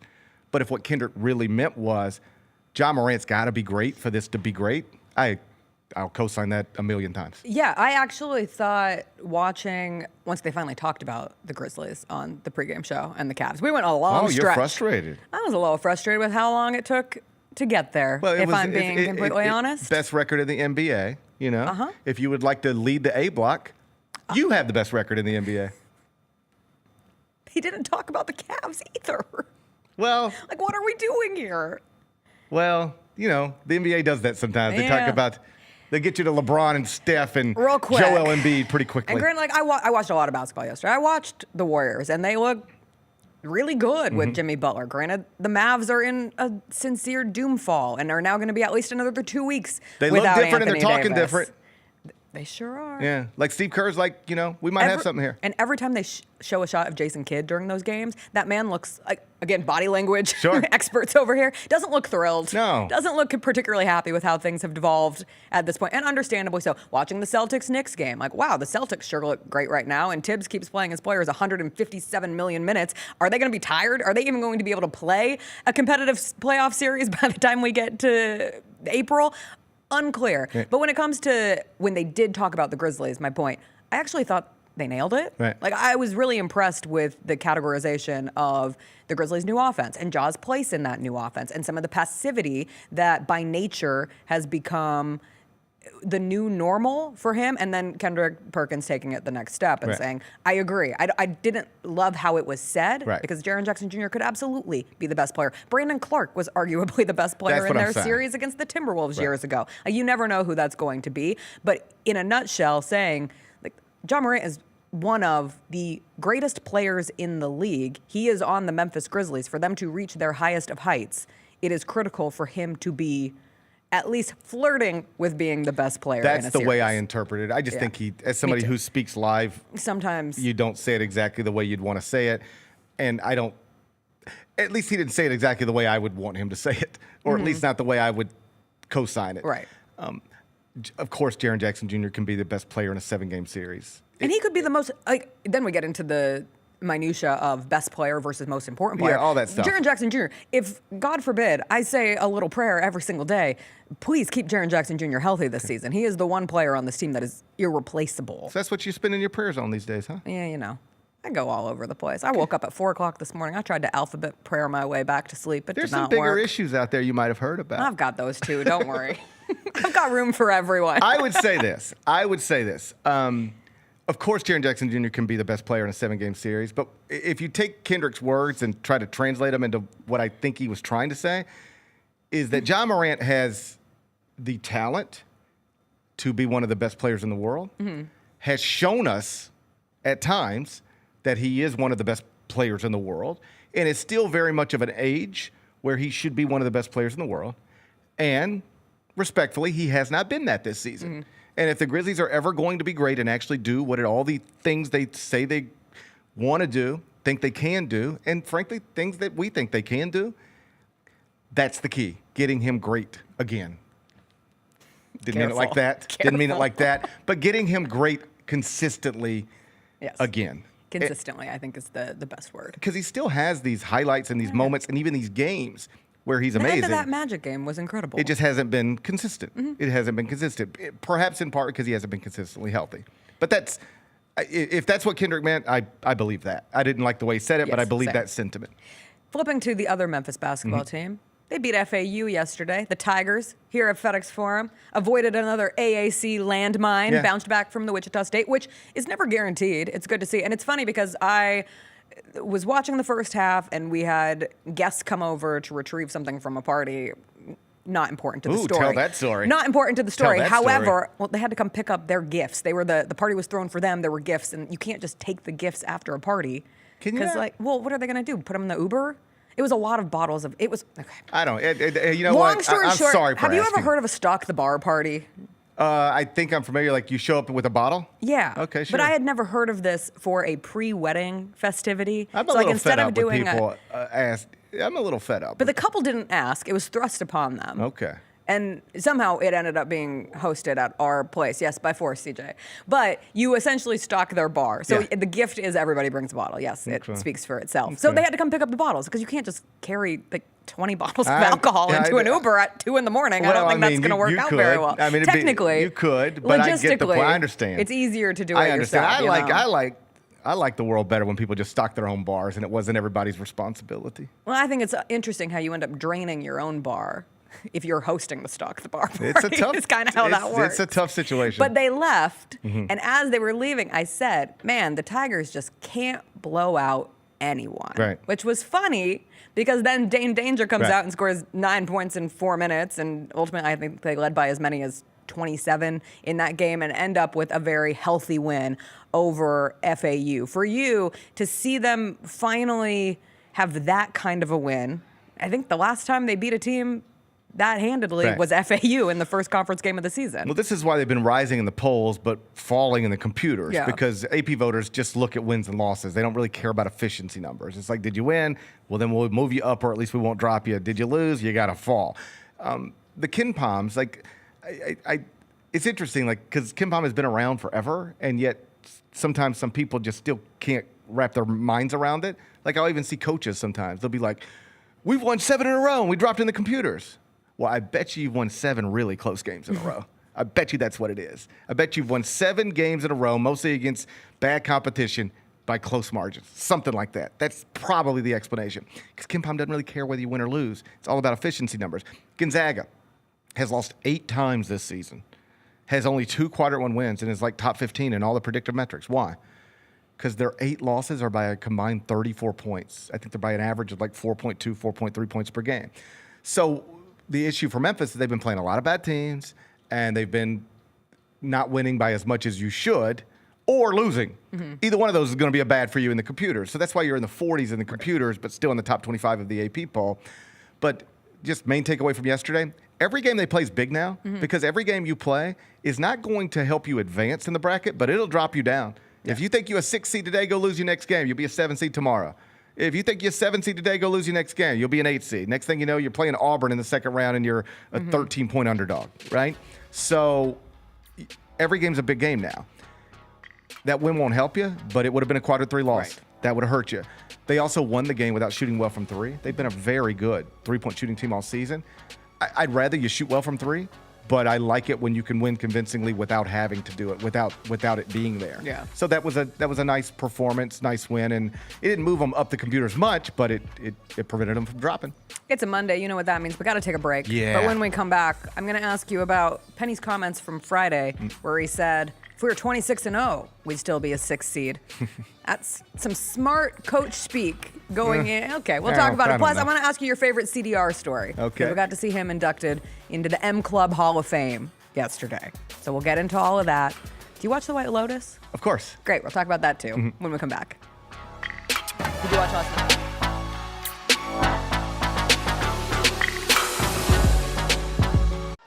There's no substitute for experience, the knowledge gained from having been there before, and the passion to share what you know to make everyone around you better. It's true in basketball. It's true in banking. Grizzlies checking from Pinnacle. Play hard. Bank easy. Open a Grizzlies checking account with at least $100 and a recurring direct deposit by August 31st, and you could receive a $200 direct deposit bonus into your account. Details at grizzliesbanking.com. Member FDIC. Sonic Radio. Welcome back to Sonic RNDIO. That spells radio with me, the CIO. This just in, the new Sonic $1.99 menu lets you build a crave-worthy meal for just $1.99 an item, whether that's a creamy shake, crispy tots, or a quarter-pound double cheeseburger. This just out. Ostriches. They're mean, not very cute, and in my opinion, way too big for a bird. Don't miss the Sonic Fun 99 menu. 5 items, always $1.99. Live free, eat Sonic. Tax not included. See menu for details. Thanks for showing up, Memphis. Nothing compares to catching your Grizzlies IRL. And that all starts with buying tickets at Ticketmaster, the official ticket marketplace of the Memphis Grizzlies and the NBA. Ticketmaster gets you to the game so you can catch every highlight. Put that jersey collection to use for the next game and get Grizzlies tickets at Ticketmaster. Whether they're here at FedEx Forum or on the road, Ticketmaster's got your back when it comes to scoring tickets. And there's no better brag than saying you saw it live.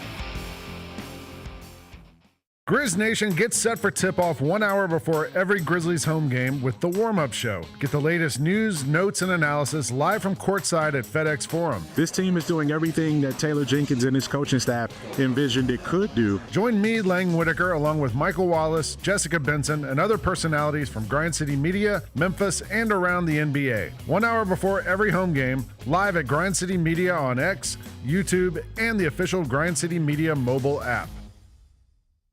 Are you aware of the story of Larry Brown and John Calipari coming to see you at an AAU tournament? I knew Coach Calipari was in the crowd. I had this incredible game. I had maybe 17 dunks in the first half or something. One of my guys was like, "Yeah, I think Coach Calipari was speaking with one of the NBA scouts, and they're saying, yeah, you're not going to go to college, bro. You're going straight to the league." I was like, "That's the plan, but if I don't, I definitely want to go to Memphis," and that's how I went down. The Gary Parrish Show, live on weekdays at 10 a.m. on YouTube at Grind City Media and the official Grind City Media app.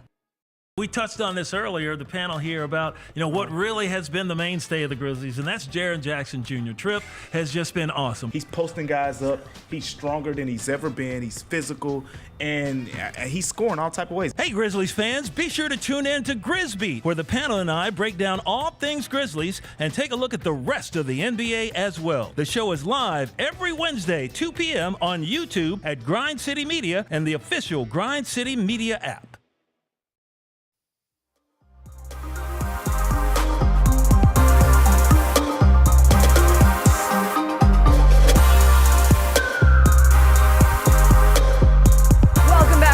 Time for part 2 with Gary Parrish. We briefly teased going into the break. Penny Hardaway was giving media availability on Friday. He was talking about seeding and as the Tigers continue forward, what that seed could look like come tournament time. And he said, quote, "I feel like if we were 26-0, we would still be a 6 seed." We just pulled up rankatology, where you can go back and retroactively change a team's schedule to wins or losses, whichever way you want to see.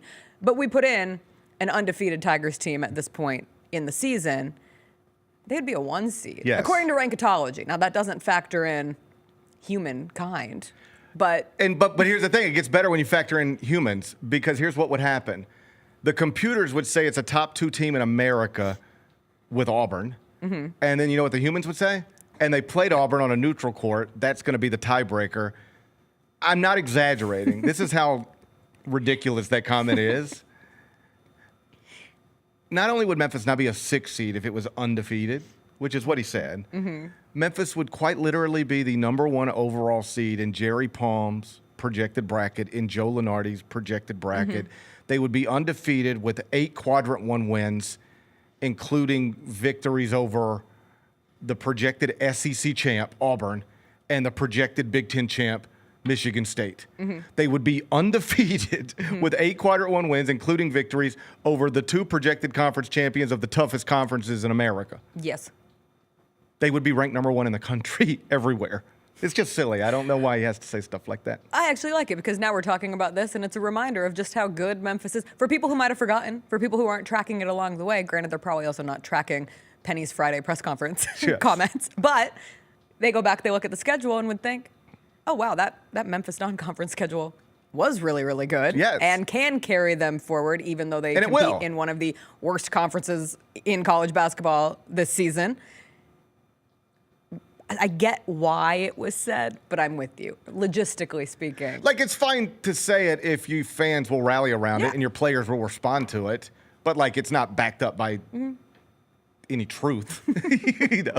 We don't do things backed up by truth anymore anyway, so why should we extend this into the college If you want to know why Memphis space? is a 6 seed, it's because they've 10 of their wins are outside of the first 2 quadrants. They've got 2 quadrant 3 losses. That's wildly unusual for a top 25 team. I think Memphis is appropriately seeded right now in most of the brackets. And to our point, just to circle back, if Memphis were actually undefeated, it would be ranked number 1 in the AP poll, number 1 in the coaches poll, and it would be the number 1 overall projected seed in every NCAA tournament bracket assembled by somebody with even a little bit of a brain and access to the computer stuff you need to see. Yesterday, the University of Memphis had its M Club Hall of Fame class inducted, and one of those players was Chris Douglas Roberts. We did find out the reason why he hasn't had his jersey retired by the university is in excuse of what he said, it's on him. He said, don't get mad at the university, this is on me. I want the whole team from the Final Four run team's They should do that. jerseys to be retired. I love that. Yes. I don't think it has to just be 1 or 2. Do the whole team. So maybe he can lead a charge. I mean, Chris Douglas Roberts as a consensus first-team All-American might deserve his own, but that team was special. I mean, we're about to put Tony Allen's number in there next to Zebo, next to Mark, and eventually Mike. That they are sort of being celebrated as a team and as a core 4. And I think you could easily, that 2008, we could all live forever. And if we live through that and we maintain our memories, fingers crossed, we'll never forget that team. Like, no lobotomies. You'll never forget the team. Derrick Rose, Antonio Anderson, Chris Douglas Roberts, Robert Dozier, Joey Dorsey. I bet you most Memphis fans can't do that with the Memphis starting lineup that's ranked in the top 25 right now. Yeah. But you'll be able to do that with that 2018 forever. And I love that. The NCAA can make you pull a banner down. They can't make you forget. This isn't Severance. Yeah. That happened. You don't have an innie and an outie. You don't have an innie and an outie when you walk in the building. Doesn't work like that. So celebrate it. There has to be a creative way to bring that whole team back here. And you ready? Bring John Calipari back too. There has to be a creative way to bring everybody back and celebrate them the way they deserve to be celebrated. Maybe not tomorrow. Maybe not while John's still coaching at Arkansas. I got it. Yeah. But there's got to be a way to do that. Well, last time they tried to bring Calipari back. Oh, I know. Okay, all right. I know. It was bad. And to your point, you're probably more right than I am. That's the way I think it should be. Yes. I don't know if that's the way practically it should be right now. In my head, I can envision that someday. And I do think we'll get that someday, provided John lives long enough. Nolan Richardson once said, literally sued the University of Arkansas. Now his name's on the court. Yeah. time has a way of healing these things. Yes. Rick Pitino went back to Kentucky and got a standing ovation this early, preseason.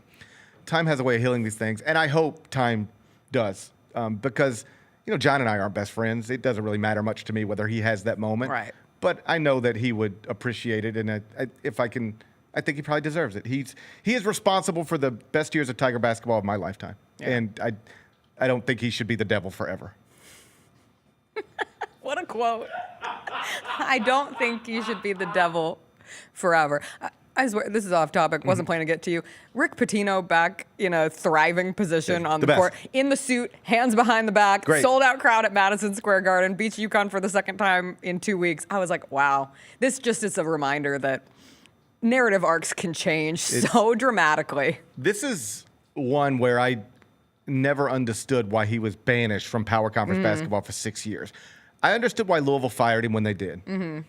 It was one of those deals where, let's say you work here and I'm your boss, and you do one ridiculous thing happens under your watch, but I don't really think it's your fault. But I'm like, Jess, you can't let that happen again. I know it wasn't you, but it's like your responsibility. You say, I understand. 6 months later, it's another one. I'm like, Jess, come on. I know it probably wasn't you, but this is happening on your watch. And then another one, it was like, yo, it's too much. We got to go. Right? That's what happened there. Any one of those things would not have gotten him fired. But it was just the collection of them. It's too much, man. Not another one. You got to go. I get that. I think Rick gets that. What I never understood is why UCLA wouldn't hire him, why Indiana wouldn't hire him, why all the big jobs that opened while he was coaching in Greece and coaching at Iona. Bill Self never stopped coaching. He's got scandals. Sean Miller was still coaching when you wouldn't hire Rick Pitino. He had scandals. Will Wade was still coaching. He had scandals. And yet Rick Pitino, that's a line you can't cross. It was always silly. Finally, St. John's pulled the trigger. And in less than 2 years, this is what they got. They will, on Wednesday, secure, with a win at Butler, at least a share of the Big East title for the first time since 1992. They're eventually going to be outright Big East champs for the first time since 1985. And all they had to do, two things. This is all you had to do. How do you take a dead Big East program for 30 years and flip it into a national power in 2 years? Go hire one of the greatest coaches of all time and give him NIL resources that he can go buy a roster with. This is what you get. He's been great. I was reminded last night how much my life is significantly better when I have a Sunday night television show. Of course. When I have a TV show on a Sunday night that I genuinely look forward to with all of my heart, I am propelled to have a better non-Sunday scary-filled Sunday than the alternative. And having White Lotus back and watching Grizzlies Cavs, that third quarter of Grizzlies Cavs is taking 875 years, and my cutoff time to start White Lotus was supposed to be 8:45 p.m. because I got to go to bed. I got a morning show to get up for. Sure. It was more around 8:55, but I was going to watch it no matter what. I know you were only halfway through last night's episode, and no spoilers anyway. But I just think from a general standpoint of how Mike White writes characters in a way that makes me need to know everything and anything about their entire lives after just 2 episodes. Right. I felt that way after 1 episode, but it just layers on here in week 2. And he has now done it in 1, 2, this is the 3rd season. And they're, for the most part, totally all different different storylines. Right. There's no connectivity. There's little connectivity back to seasons past. But for the most part, the new characters I'm most interested in, they're all new to me. I've known them for 2 weeks, and I'm obsessed with them. Yeah, it's a tremendous show. Same deal. Grizz Cavs last night. Then I had to do a little bit of work, and then going to watch White Lotus. My wife had not watched episode 1 of season 3 yet, so I was like, let's watch that one, and then we can both watch episode 2 together. And then I got caught watching episode 1 again, kind of. And then she fell asleep, and then I fell asleep. We didn't make it through episode 2 completely, but it's downloaded in this phone, and it's ready to go on the flight. I'll have it on my flight this afternoon. But he's a tremendous writer. It's always well acted. The characters are all flawed, compelling but flawed. It's a great show. I'm like you. I like having something to look forward to on Sundays. The way he writes discomfort is perfect because we're all just humans having innately awkward interactions every single day. But the way that is depicted through White Lotus, there is a scene in episode 2 that maybe you've gotten to, maybe you haven't. It doesn't where really matter. Where the woman approaches the other woman at the table. Yes. A woman hey, I know you. I met you at a baby shower, and the one woman played by Parker Posey, who is my MVP of the season thus far. She's been great. You might love the accent, you might hate the accent. but it's an accent and it gets the people talking. And I swear, I know multiple women with that accent. Oh, sure. She's from Raleigh. It's the I'm here, but all the lights aren't home because I'm popping a lot of pills on every given day. So you already have the slow Southern drawl mixed with the slow, slightly stoned Southern drawl coming into it. But gives nothing at the table. And this woman's like, yeah, we met. Do you remember me? And she goes, oh, your hair. And it's very clear, no changes have been made to her hair along the way. But that family, the 3 friends, and the idea of women who just shit on each other, even though they're best friends on a vacation, have been best friends forever. One leaves the room immediately, the other two are just team up, dogging on them. And then Walton Goggins, who is tremendous. And we've gotten so used to him being so wacky and like big characterization, and this is so quiet and mysterious. He steals every scene that he's in. He's genuinely like a great actor. Yes. And he was in Vice Principals with, he was in Vice Principals, and then he's now doing Righteous Gemstones. He plays Uncle Baby Billy in Righteous Gemstones. Tremendous in that. He's great. Like when I heard he was in this, I was like, okay, this is going to be, and he's been great so far. He's like, They just nail it on the casting every time. Great. But you told me you get to go on a flight, you get to watch White Lotus, and you get to watch Severance. Got it all downloaded. I'm looking forward to this flight. My God, what a time. It's nice Everything to have else might be a mess. Yes, the whole world's like, my plane could flip upside down based on recent things. Don't say that. I mean, it could. I'm not ruling it out. But like if it flips upside down, guess what? My screen will automatically adjust. I'll hold it as long as I can. I'm going to get through these shows today. I'm happy for you. Thank you. I'm happy for myself. Isn't it crazy how the conversation on planes has, understandably so, because when you see events like we have seen transpired, they're in everyone's head. Sure. But I was at an event this weekend, and someone was explaining that they were choosing to drive back as opposed to they would have had to take a connecting flight to get to Nashville from Memphis. So it would have been like Memphis to Atlanta to Nashville. Sure. They're like, whatever, I'm just gonna drive back because the fewer planes I have to get on right now, the better I feel. Yeah, that's nonsensical. I said, wow. Yeah, that doesn't make any sense. You're much more likely to just have a drunk Die in a car driver accident. or somebody texting and driving and just run straight into you. Yeah. Like it's still like I am aware that airlines have been more problematic than they used to be lately, but I'm unconcerned. I'm worried about a lot of things right now. I'm stressed about a lot of stuff right now. Getting on a plane is not one of them. Well, see, I am. Right. But I know it's not irrational, but it is considering not backed by any. Yes, considering I don't get nervous every single time I step into my car and sit down and go zoom zoom, especially with these potholes. You're more likely to be riding the speed limit, hands exactly where they're supposed to be, going through a perfectly green light and have somebody run a red light and pop you and kill you. That's way more likely than a Black Hawk helicopter slamming into the side of your plane over a river. Plane but that flipping did upside happen, down upon landing. I am more likely to die on my way to the airport than I am to die on my way to New York. Well, Gary, I hope you don't die. I don't want to die today. So, especially not until you watch episode 2 of the White. You gotta at least make it through the season of the White Lotus and Severance. If we're gonna die, let's do it on landing as opposed to takeoff. I was gonna at least get you to the end of the season. Yeah, let's not. die. Let's do it in the summer. Let's not die for a while. Okay. How about that? I think prefer that's not to die for a while. good game plan. Thank you. Root for me, please. I am. Thank you. GP, thanks as always. Good to We'll be take a quick break. We'll come back, talk about some of the best things we watched from over the weekend on the basketball front, NFL Combine storylines, and Hot Mess Express still ahead after a quick break.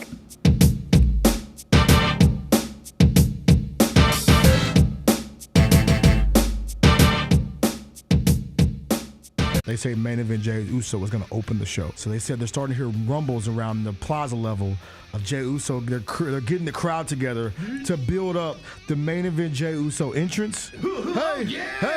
Hey, 15,000 people together yeeting in unison, 5-star. They are yeeting together. Tune in to Grind City Wrestling weekly on the Grind City Media app and on the Grind City Media YouTube channel. Let's face it, there's a lot of trash talk in basketball, but the great teams let their performance do the talking. Like Ford F-150 with Pro Power on board, a class-exclusive industry-first feature that turns your truck into a mobile generator and leaves the competition speechless.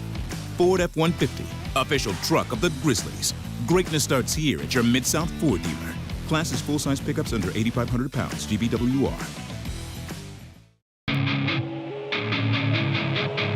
Our fans have a huge impact on our ability to play to the level that we're striving for. Drop off, Morant. Oh! Well, you wanted home crowd involvement. I love those moments where you see our guys engaging in the fans and the fans just get pumped up. They are standing in FedEx Forum. I would hate to be on the other side with the opposition when FedEx Forum's rolling. That's such an unbelievable relationship that our group has with our fans.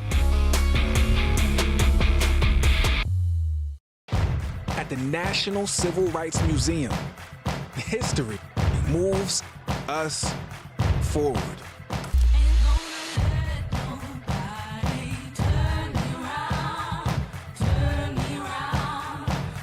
The question remains, how does history move you? Keep on walking, keep on talking, marching up to freedom now.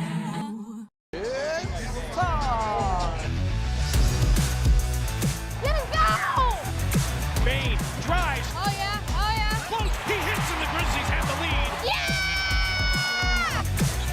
Jared with a knockaway. Good defense. Morant attacking, spinning, hanging, and hitting. That's no show. Let's go.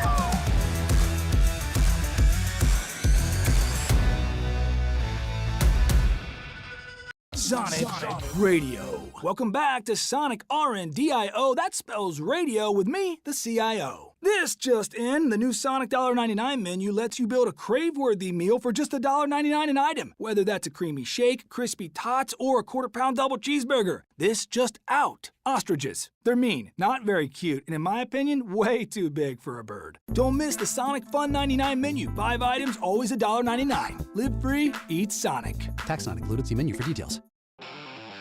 Thanks for showing up, Memphis. Nothing compares to catching your Grizzlies IRL. And that all starts with buying tickets at Ticketmaster, the official ticket marketplace of the Memphis Grizzlies and the NBA. Ticketmaster gets you to the game so you can catch every highlight. Put that jersey collection to use for the next game and get Grizzlies tickets at Ticketmaster. Whether they're here at FedEx Forum or on the road, Ticketmaster's got your back when it comes to scoring tickets. And there's no better brag than saying you saw it live. Grizz Nation gets set for tip-off 1 hour before every Grizzlies home game with the warm-up show. Get the latest news, notes, and analysis live from courtside at FedEx Forum. This team is doing everything that Taylor Jenkins and his coaching staff envisioned it could do. Join me, Lang Whitaker, along with Michael Wallace, Jessica Benson, and other personalities from Grind City Media, Memphis, and around the NBA. 1 hour before every home game, live at Grind City Media on X, YouTube, and the official Grind City Media mobile app. Are you aware of the story of Larry Brown and John Calipari coming to see you at an AAU tournament? I knew Coach Calipari was in the crowd. I had this incredible game. I had maybe 17 dunks in the first half or something. One of my guys was like, "Yeah, I think Coach Calipari was speaking with one of the NBA scouts, and they're saying, yeah, you're not gonna go to college, bro. You're going straight to the league." I was like, "That's the plan, but if I don't, I definitely want to go to Memphis," and that's how I went down. The Gary Parrish Show, live on weekdays at 10 a.m. on YouTube at Grind City Media and the official Grind City Media app.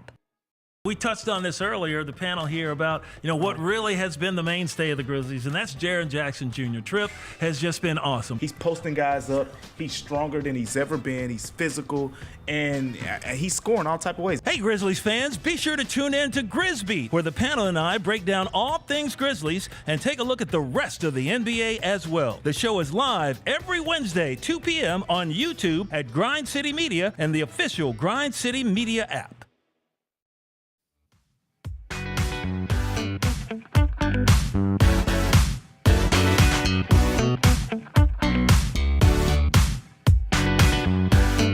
Welcome back. We're just planning for some wings and pizza. Been waiting all day for these wings and pizza. Put the pots and pans away for these wings and pizza. Did you think that was the Kids Bop version of the song, CJ? No, I knew that wasn't the Kids Bop version. I hope and I pray that we get a that there Fat, is, Juicy, and what? That there is not a Kids Bop version of WAP. Oh no, there's not. Okay, good. People thought that. Okay, good. Sorry, Good. well, Okay, I you got thought me that, nervous. I actually thought there was. No. Until I was just going back down the rabbit hole recently on that song, the Wings and Pizza version, and realized it came from a TikTok creator named Lardy B. not Cardi B, LRDB, and then people put it with kids, and so then you thought it was a Kids Bop song, but Kids Bop has values. It's the same thing as Trap Queen.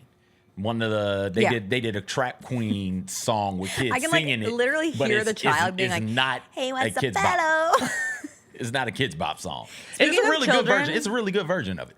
Do you remember, this is so out of left field, do you remember the commercial that was for, I don't know what it was for, Okay. maybe sportsmanship, but it was a basketball game, and coming out of, He said, "Hey, the ball was off me." Yeah. Yeah. Oh yeah. What was that? Sportsmanship. Pass it on. Pass it on. One of those pass it on commercials. Yeah.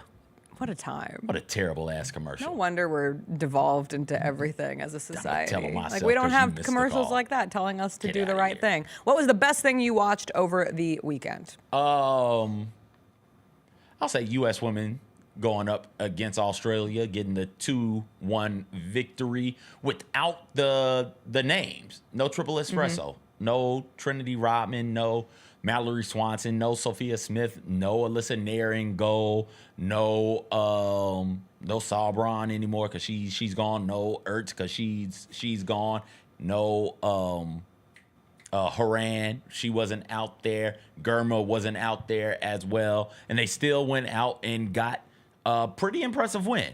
It sets up a tremendous showdown. Last game of the She Believes Cup against Japan. Japan, all things being equal right now, like if they went out there and tied with the U.S., then Japan would win the She Believes Cup because they've got a goal differential of 7. 7 is what the goal differential is. So Team USA has got to go out there and be aggressive and go out there and try and get the win. Whereas Japan can kind of sit back and say, all right, you got to catch us, not the other way around. I'm really interested in seeing how that all plays out. I would love to say that Bookie was the best thing I watched, but somebody had the bright damn idea to go ahead and cancel Bookie for some unknown reason. That's awful, atrocious. I hate TV. So, you really liked Bookie. I loved Bookie. Bookie is incredible. I haven't watched it, and I probably won't now because I hate to start a show when I know it's been canceled. This is like in my life, this has happened to me at least 40 times, where it's like, oh, this Not show, 40 this show times. is really effing good. Homeboys in Outer Space, gone. What was the Jimmy Fallon show with the fathers? Maybe Single Dads. I don't remember what it was. Single Dads is another one, gone. Bookie, gone. What's the Grand Crew? Gone. Just over and over, time and time again. My Brother and Me, gone. Like time and time and time again, I fall in love with these shows, and then it's like, nope, nobody else likes them, CJ. You're an idiot. Get out of here with that. Gone. Like, come on, man. So I kind of wondered because on Friday night, I went to the Jim Gaffigan, Sebastian Maniscalco tour at FedEx Forum. And quick shout out to my wonderful friend Crystal. The Blues Room experience, that is something anyone can do. It's $75 on addition to what your ticket is, but it's all you can eat, all you can drink. The food was incredible. Like, it's right here at FedEx Forum. You eat, you're able to drink, you can take a beer to go to your seat. Like, I think it's a pretty good deal and really enjoyed the opportunity to go there. The reason I found myself at a Jim Gaffigan, Sebastian Maniscalco tour is not necessarily because I am a huge fan of either of those people. I had never heard of Sebastian Maniscalco until this Bookie show came out, and that's on me. Like, he just, one of those blind spots of a comedian. I get that he's been around for a minute. He's in his 50s, and obviously to be selling a stadium tour, he's a big name. I just hadn't heard of him. Jim Gaffigan is something that is very near and dear to my husband's heart because when my husband's father was in hospice and in the process of passing, we ended up listening to Jim Gaffigan for hours on end. Long story short, for those of you who are new, weren't around at this time, my husband's father was supposed to have like 5 to 7 minutes to live after they took him off oxygen, and he ended up staying alive for 7 days. So we listened to a lot of Jim Gaffigan, but it has become a very meaningful relationship to a celebrity in our household. And so when we saw Jim Gaffigan was coming, Chris obviously wanted to go and see him. So we made it happen, and we're in the building on Friday. Jim Gaffigan, for me, like, he's always solid. He's always going to make me laugh. He's always going to do some wife jokes. He's always going to do some kind of a food joke. It did a whole thing on bourbon, which was actually funny from a collection standpoint. They're all going to do things on aging, on having kids. Sebastian Maniscalco, probably not for me. Obviously for some people, and I know some people in the building had a really good time listening to him, but I did wonder if this tour was booked on the assumption that Bookie was going to take off and be one of HBO Max's next great shows. Like, that would make sense if they thought that this was going to concurrently kind of be at a peak. Because is he a big character on that show? He's the star of the show. Okay, so he's the main character of the show. Listen, so that's my assumption, and instead it got canceled, and now like you can't ride those two things at the same time. It's so funny. The premise of the show is there are these two bookies, and they just go out there and they collect the money that people owe them. And then all types of shenanigans get in. One of them is a former NFL player, not a star. He made decent money in the NFL, but not enough to like live a rich life. Okay. He's still in the same neighborhood. In fact, when the show starts, he's living with his grandmother.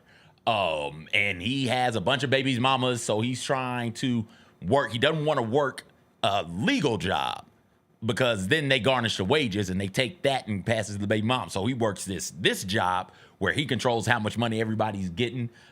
Sebastian's character is the head of the two. And like the first episode, for instance, not giving too much away. First episode, they go because they've got to get money from this guy who owes them thousands of dollars. So they go into the apartment or the condo, and the dude is attempting suicide. And so they're looking at one another like, yo, we really don't care about him, but we gotta keep him alive because if he dies, he's definitely not gonna pay us. And they finally talk him down off of the ledge. It's like, okay, cool. We'll get you to pay us at another time when life is going a bit better for you. They step out. They're patting themselves on the back like, hey, look at the good deed we did. Only for the dude to throw himself out the window. They're standing here, and he lands on their car. Okay. Right? Like, it's that type of humor. It's good stuff. It's good stuff. Guys with kids, awake. Like, what are we doing? What? The first time they cancel Scrubs, Jessica, I'm telling you, every time I fall in love with a show, this is why I try not to fall in love with shows. They maybe just take it from me. Something about you. They just take my shows from me. What does it say about me? Maybe your taste in shows is unique. Yes. I did see other people were very upset about Bookie being canceled. So you're not alone. What was the other? Some other one got canceled that you recommended that I really wanted to watch.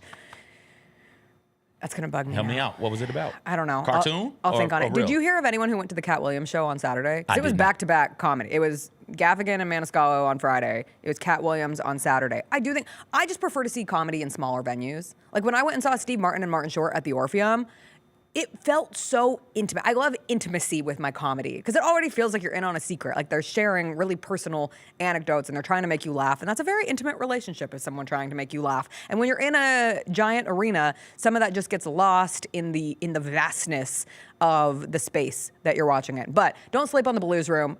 Seriously, if you ever have an opportunity to add that to your I'm not just trying to sell it because I sit here in this building. I actually think it's an incredible value and a really cool thing to add to your next experience at FedEx Forum. I also got to speak on a very cool panel this weekend. The Grizzlies did a lead hership clinic as we approach Women's History Month. Sorry, CJ, we're 1 week early of the transition from one History Month to another History Month, but I hope that we can all come together.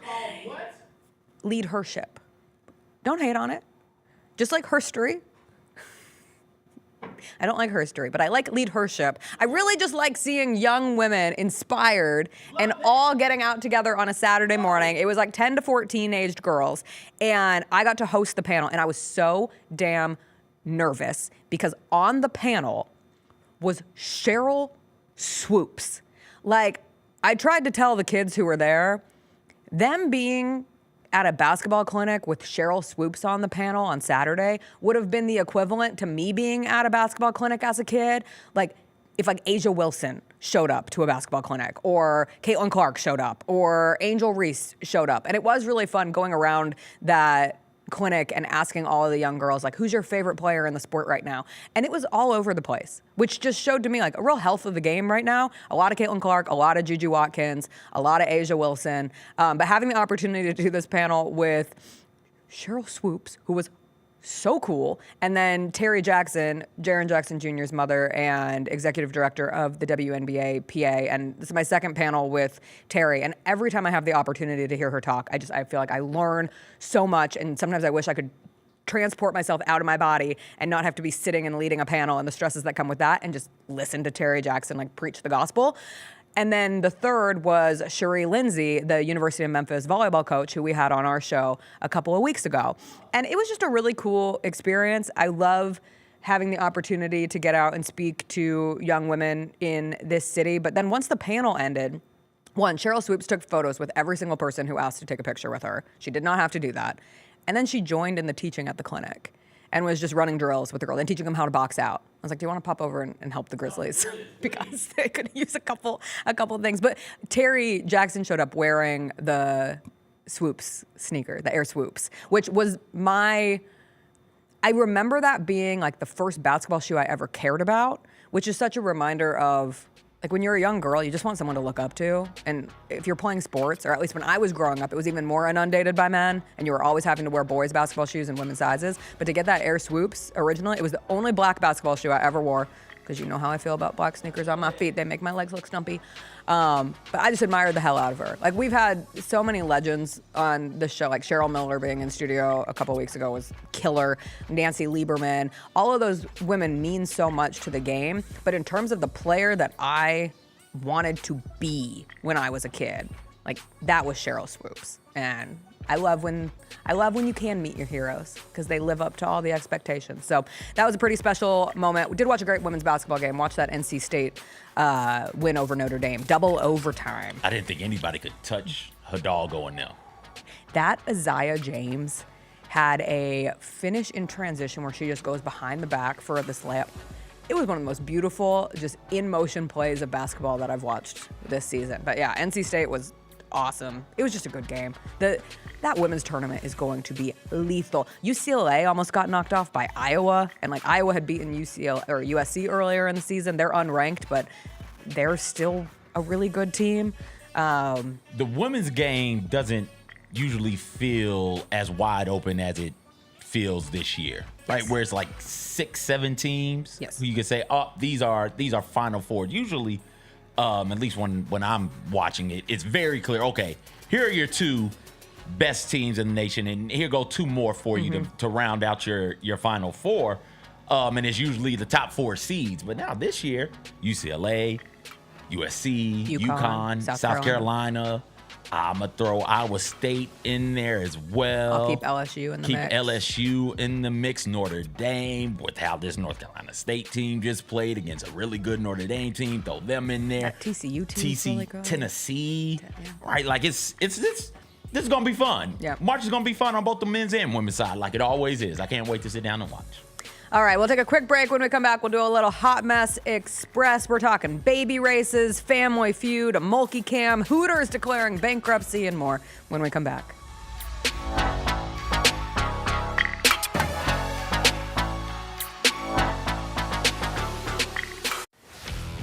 Let's face it, there's a lot of trash talk in basketball, but the great teams let their talking. Like Ford F-150 with Pro Power on board. A class-exclusive industry-first feature that turns your truck into a mobile generator and leaves the competition speechless. Ford F-150, official truck of the Grizzlies. Greatness starts here at your Mid-South Ford dealer. Class is full-size pickup under 8,500 pounds, GBWR. Norris one-handed on the feed. If you go to a hustle game, you're going to see a very fast game. A lot of action, both offensively, defensively. Nice rejection right there. In a great environment at the Lander Center. You could bring family there, kids are running around. Out the lane and one for Zion Poland. And then you're going to see a lot of talented basketball players competing at a high level.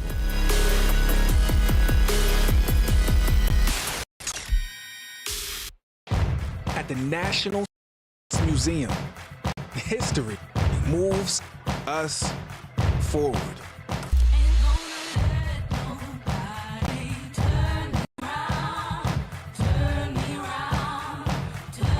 question remains, how does history move you?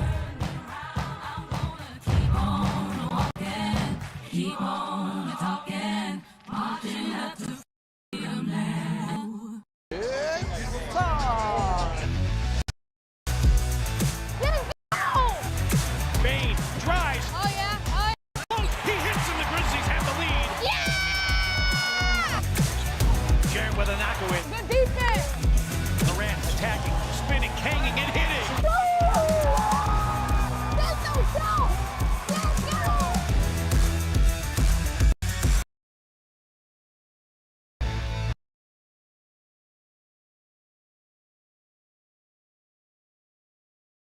Nobody knows that. To hit up a game, Ticketmaster's got your back with tickets to every upcoming matchup. Whether you're catching the Grizzlies at home or on the road, Ticketmaster, the official ticket marketplace of the Memphis Grizzlies and the NBA. Keep putting that jersey collection to use and get Grizzlies tickets today. There's no better brag than saying you saw it live. See you courtside again soon, Memphis. 45-minute video on Tony Allen on YouTube. I just saw it yesterday. He managed to dominate the NBA for 14 years, despite missing one of basketball's most important skills. But here's the crazy thing. Why does that hurt your feelings? It didn't hurt my feelings. It's positive. He at least should have more of my highlights. The Chris Vernon Show, live on weekdays at noon on YouTube at Grind City Media and the official Grind City Media app.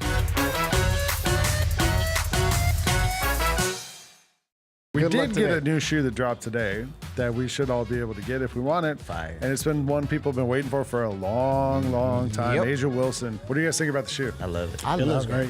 We see people wearing Jaws.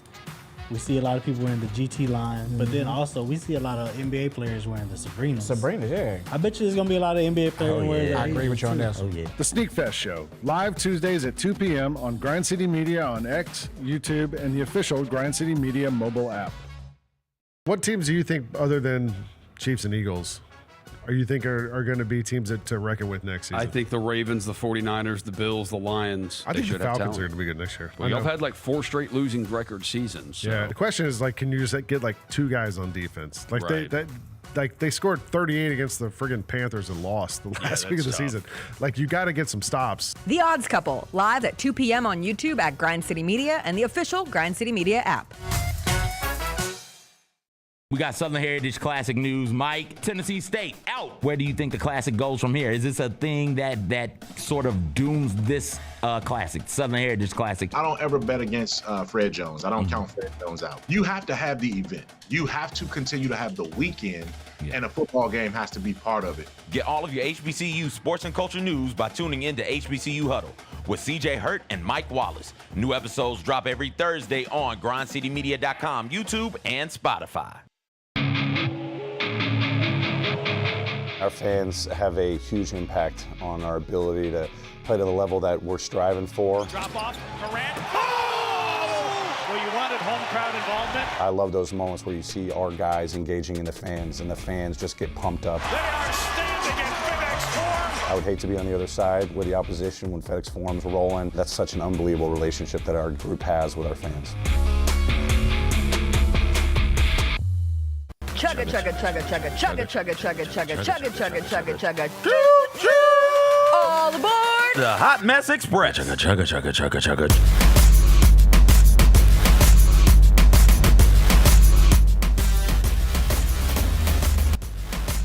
First up on the Hot Mess Express, if you were watching the ESPN broadcast yesterday or the FanDuel TV broadcast, that means you weren't watching League Pass, which means that you weren't watching the in-arena feed from Rocket Arena, where the Cleveland Cavaliers play. And this moment happened. I got a text from wonderful social media superstar Luke. He was like, please tell me you just saw that little clip going into the break. I said, no, I'm watching on ESPN. Can you send it to me? He sent it immediately, and now I will show it to you. Take a look. Name something that you drink that makes you warmer. Beer. Name a place where you often find an elevator. A hotel. Name a popular New Year's Eve tradition. Oh, try again, I'm sorry. Dating. Try the elevator question again. A hotel. Try it again. Apartment. All right, and Toast and champagne. Name a New Year's Eve tradition. Sex. All right. We're going to go to, let's go to Max. I immediately saw that and thought of you, CJ. And not in a weird way, just in a, that's something that you would do. What? Sex. I mean, that's a good answer. That's a good answer. They didn't know what to do. Good. What do you That was mean? in arena. That was on the jumbotron. You gotta roll with it. Also, can we talk you gotta about? roll with it. Of course, hotels have elevators. How did that not get one of the top answers? Oh, was it not one of the top answers, or No. did somebody already say it? It's Family Feud. I know, but I thought this was just a one contestant. How much time do these people have? I don't know. Between the Mickey Mouse on the Orlando Magic game and the Family Feud on the Cavs, we're really batting 1,000 on mid-break games. Speaking of that yes. is a fear of mine, is one of those types of things, and I just let curse words fly.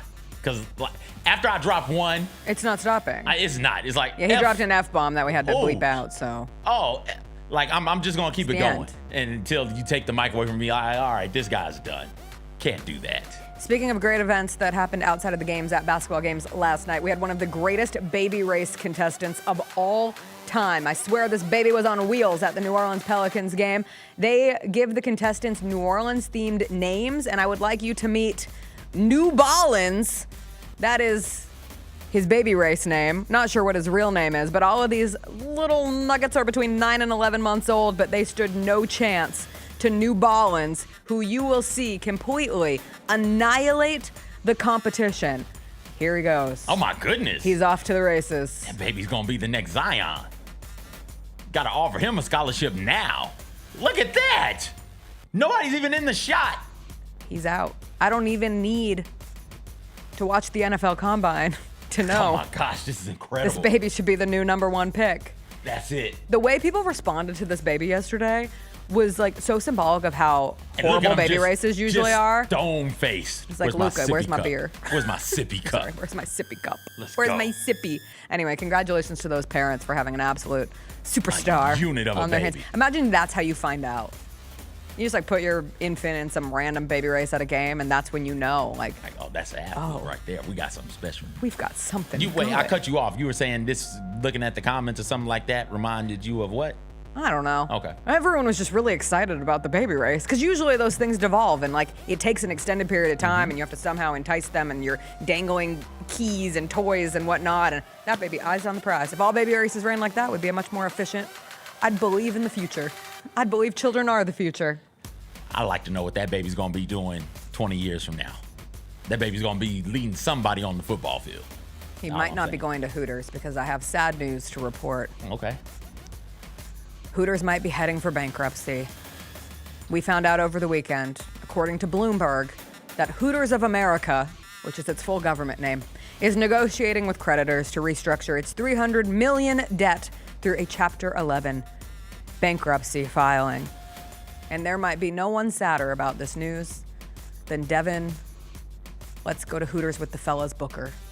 Devin Booker has tweeted about Hooters a lot through the entirety of his career. Really? I didn't know that. And even after his game yesterday, he said, please don't go, Hooters.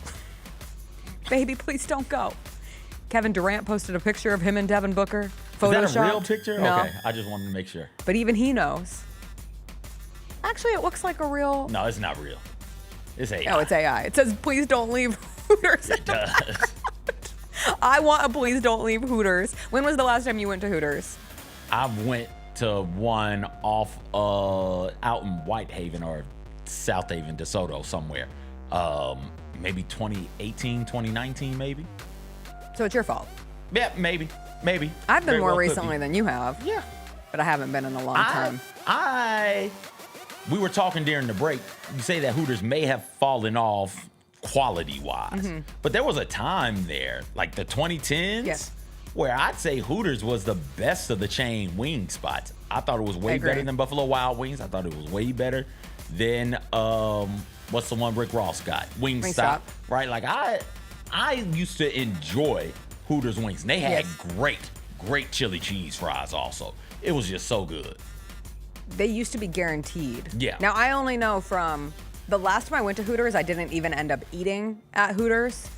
We stumbled into Hooters after there was a very great event at Wiseacre one year where they were emptying their barrels of certain aged beers, and they gave you a lanyard with like 20-something little apples on it, and you crossed them off as you went through the beer. But if you give my husband a lanyard with a goal of get all of those crossed off, he won't stop until he's done. And we had another friend who was also doing it, and then it becomes a competition, and he wanted to do it first. So anyway, Chris had a very bad night, but we thought we could make his night better by taking him to Hooters to get some food in his soak system. it up. Yeah. Get some wings. We learned very quickly upon sitting at Hooters that if we stayed at that Hooters, we were going to get kicked out. And I could not have kicked out of Hooters on my emotional resume. And it's this Hooters right here. Yeah, and it's Rise and Grind at the time. So, and we don't have all of the advertising. Yeah, there were like up there. 4. There were 4. So once every 3 minutes, you were popping up on this big ass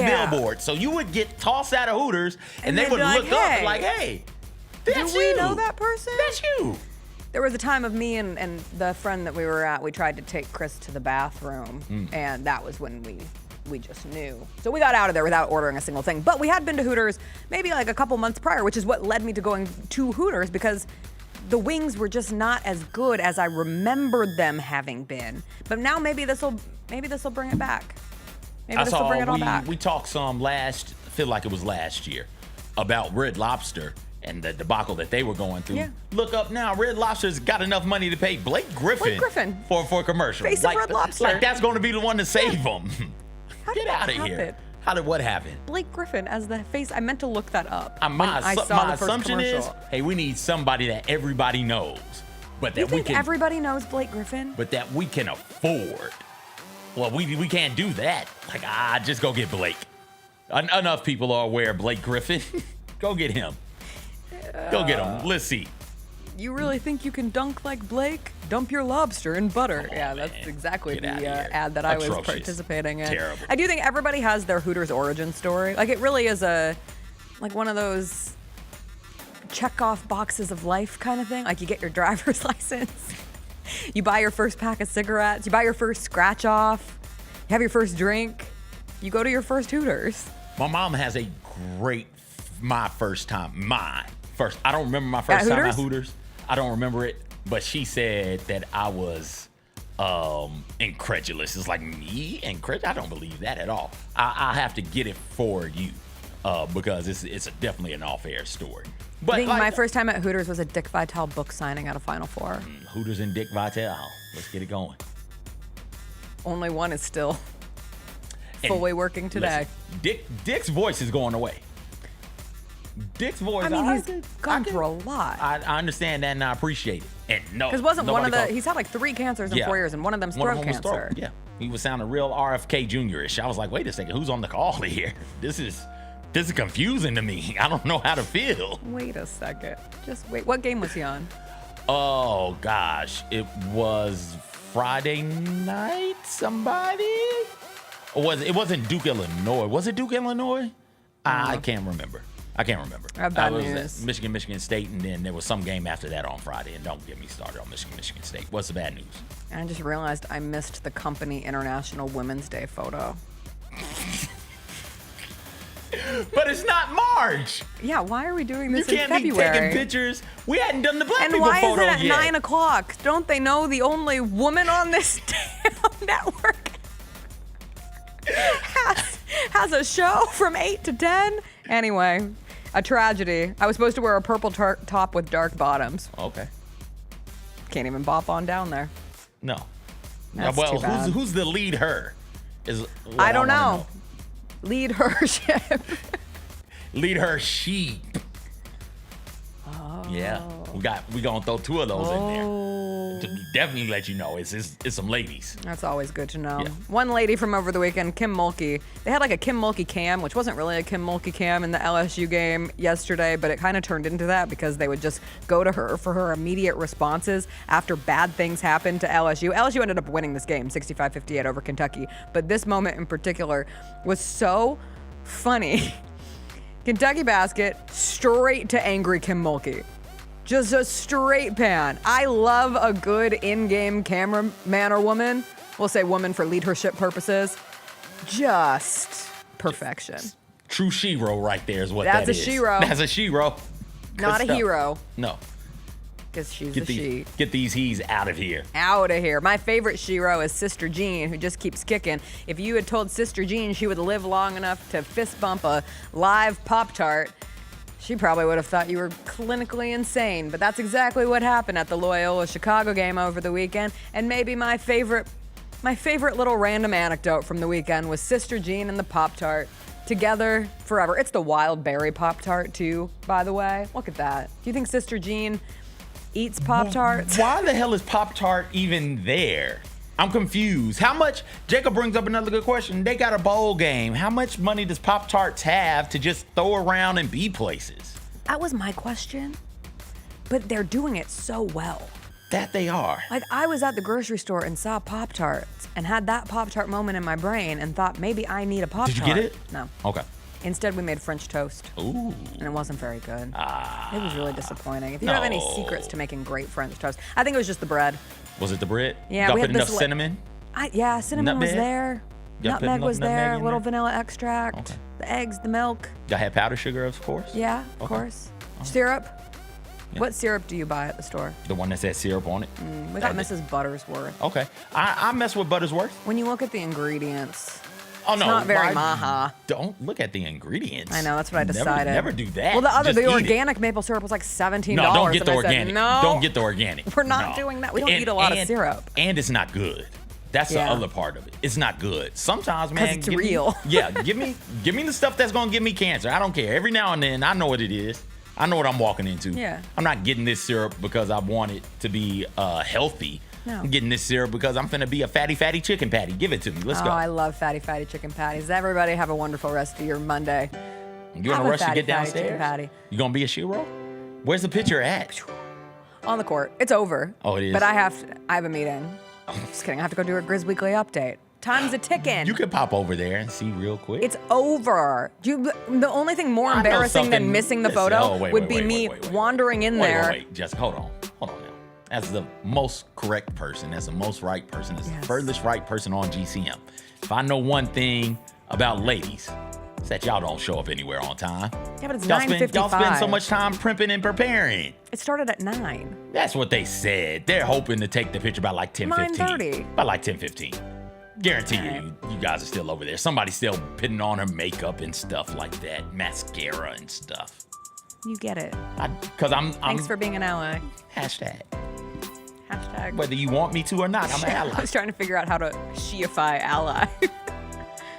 What do you mean? A woman ally. A woman ally. A womb ally. A she ally. Keep working on it, A y'all. hero ally. All right. We'll see you all tomorrow. It'll be a Grizzlies game day. Grizzlies start their first of 5 home games tomorrow against the Phoenix Suns. Mike Wallace will join us. We'll get all into it. We'll see you then. Have a great start to your week. Bye.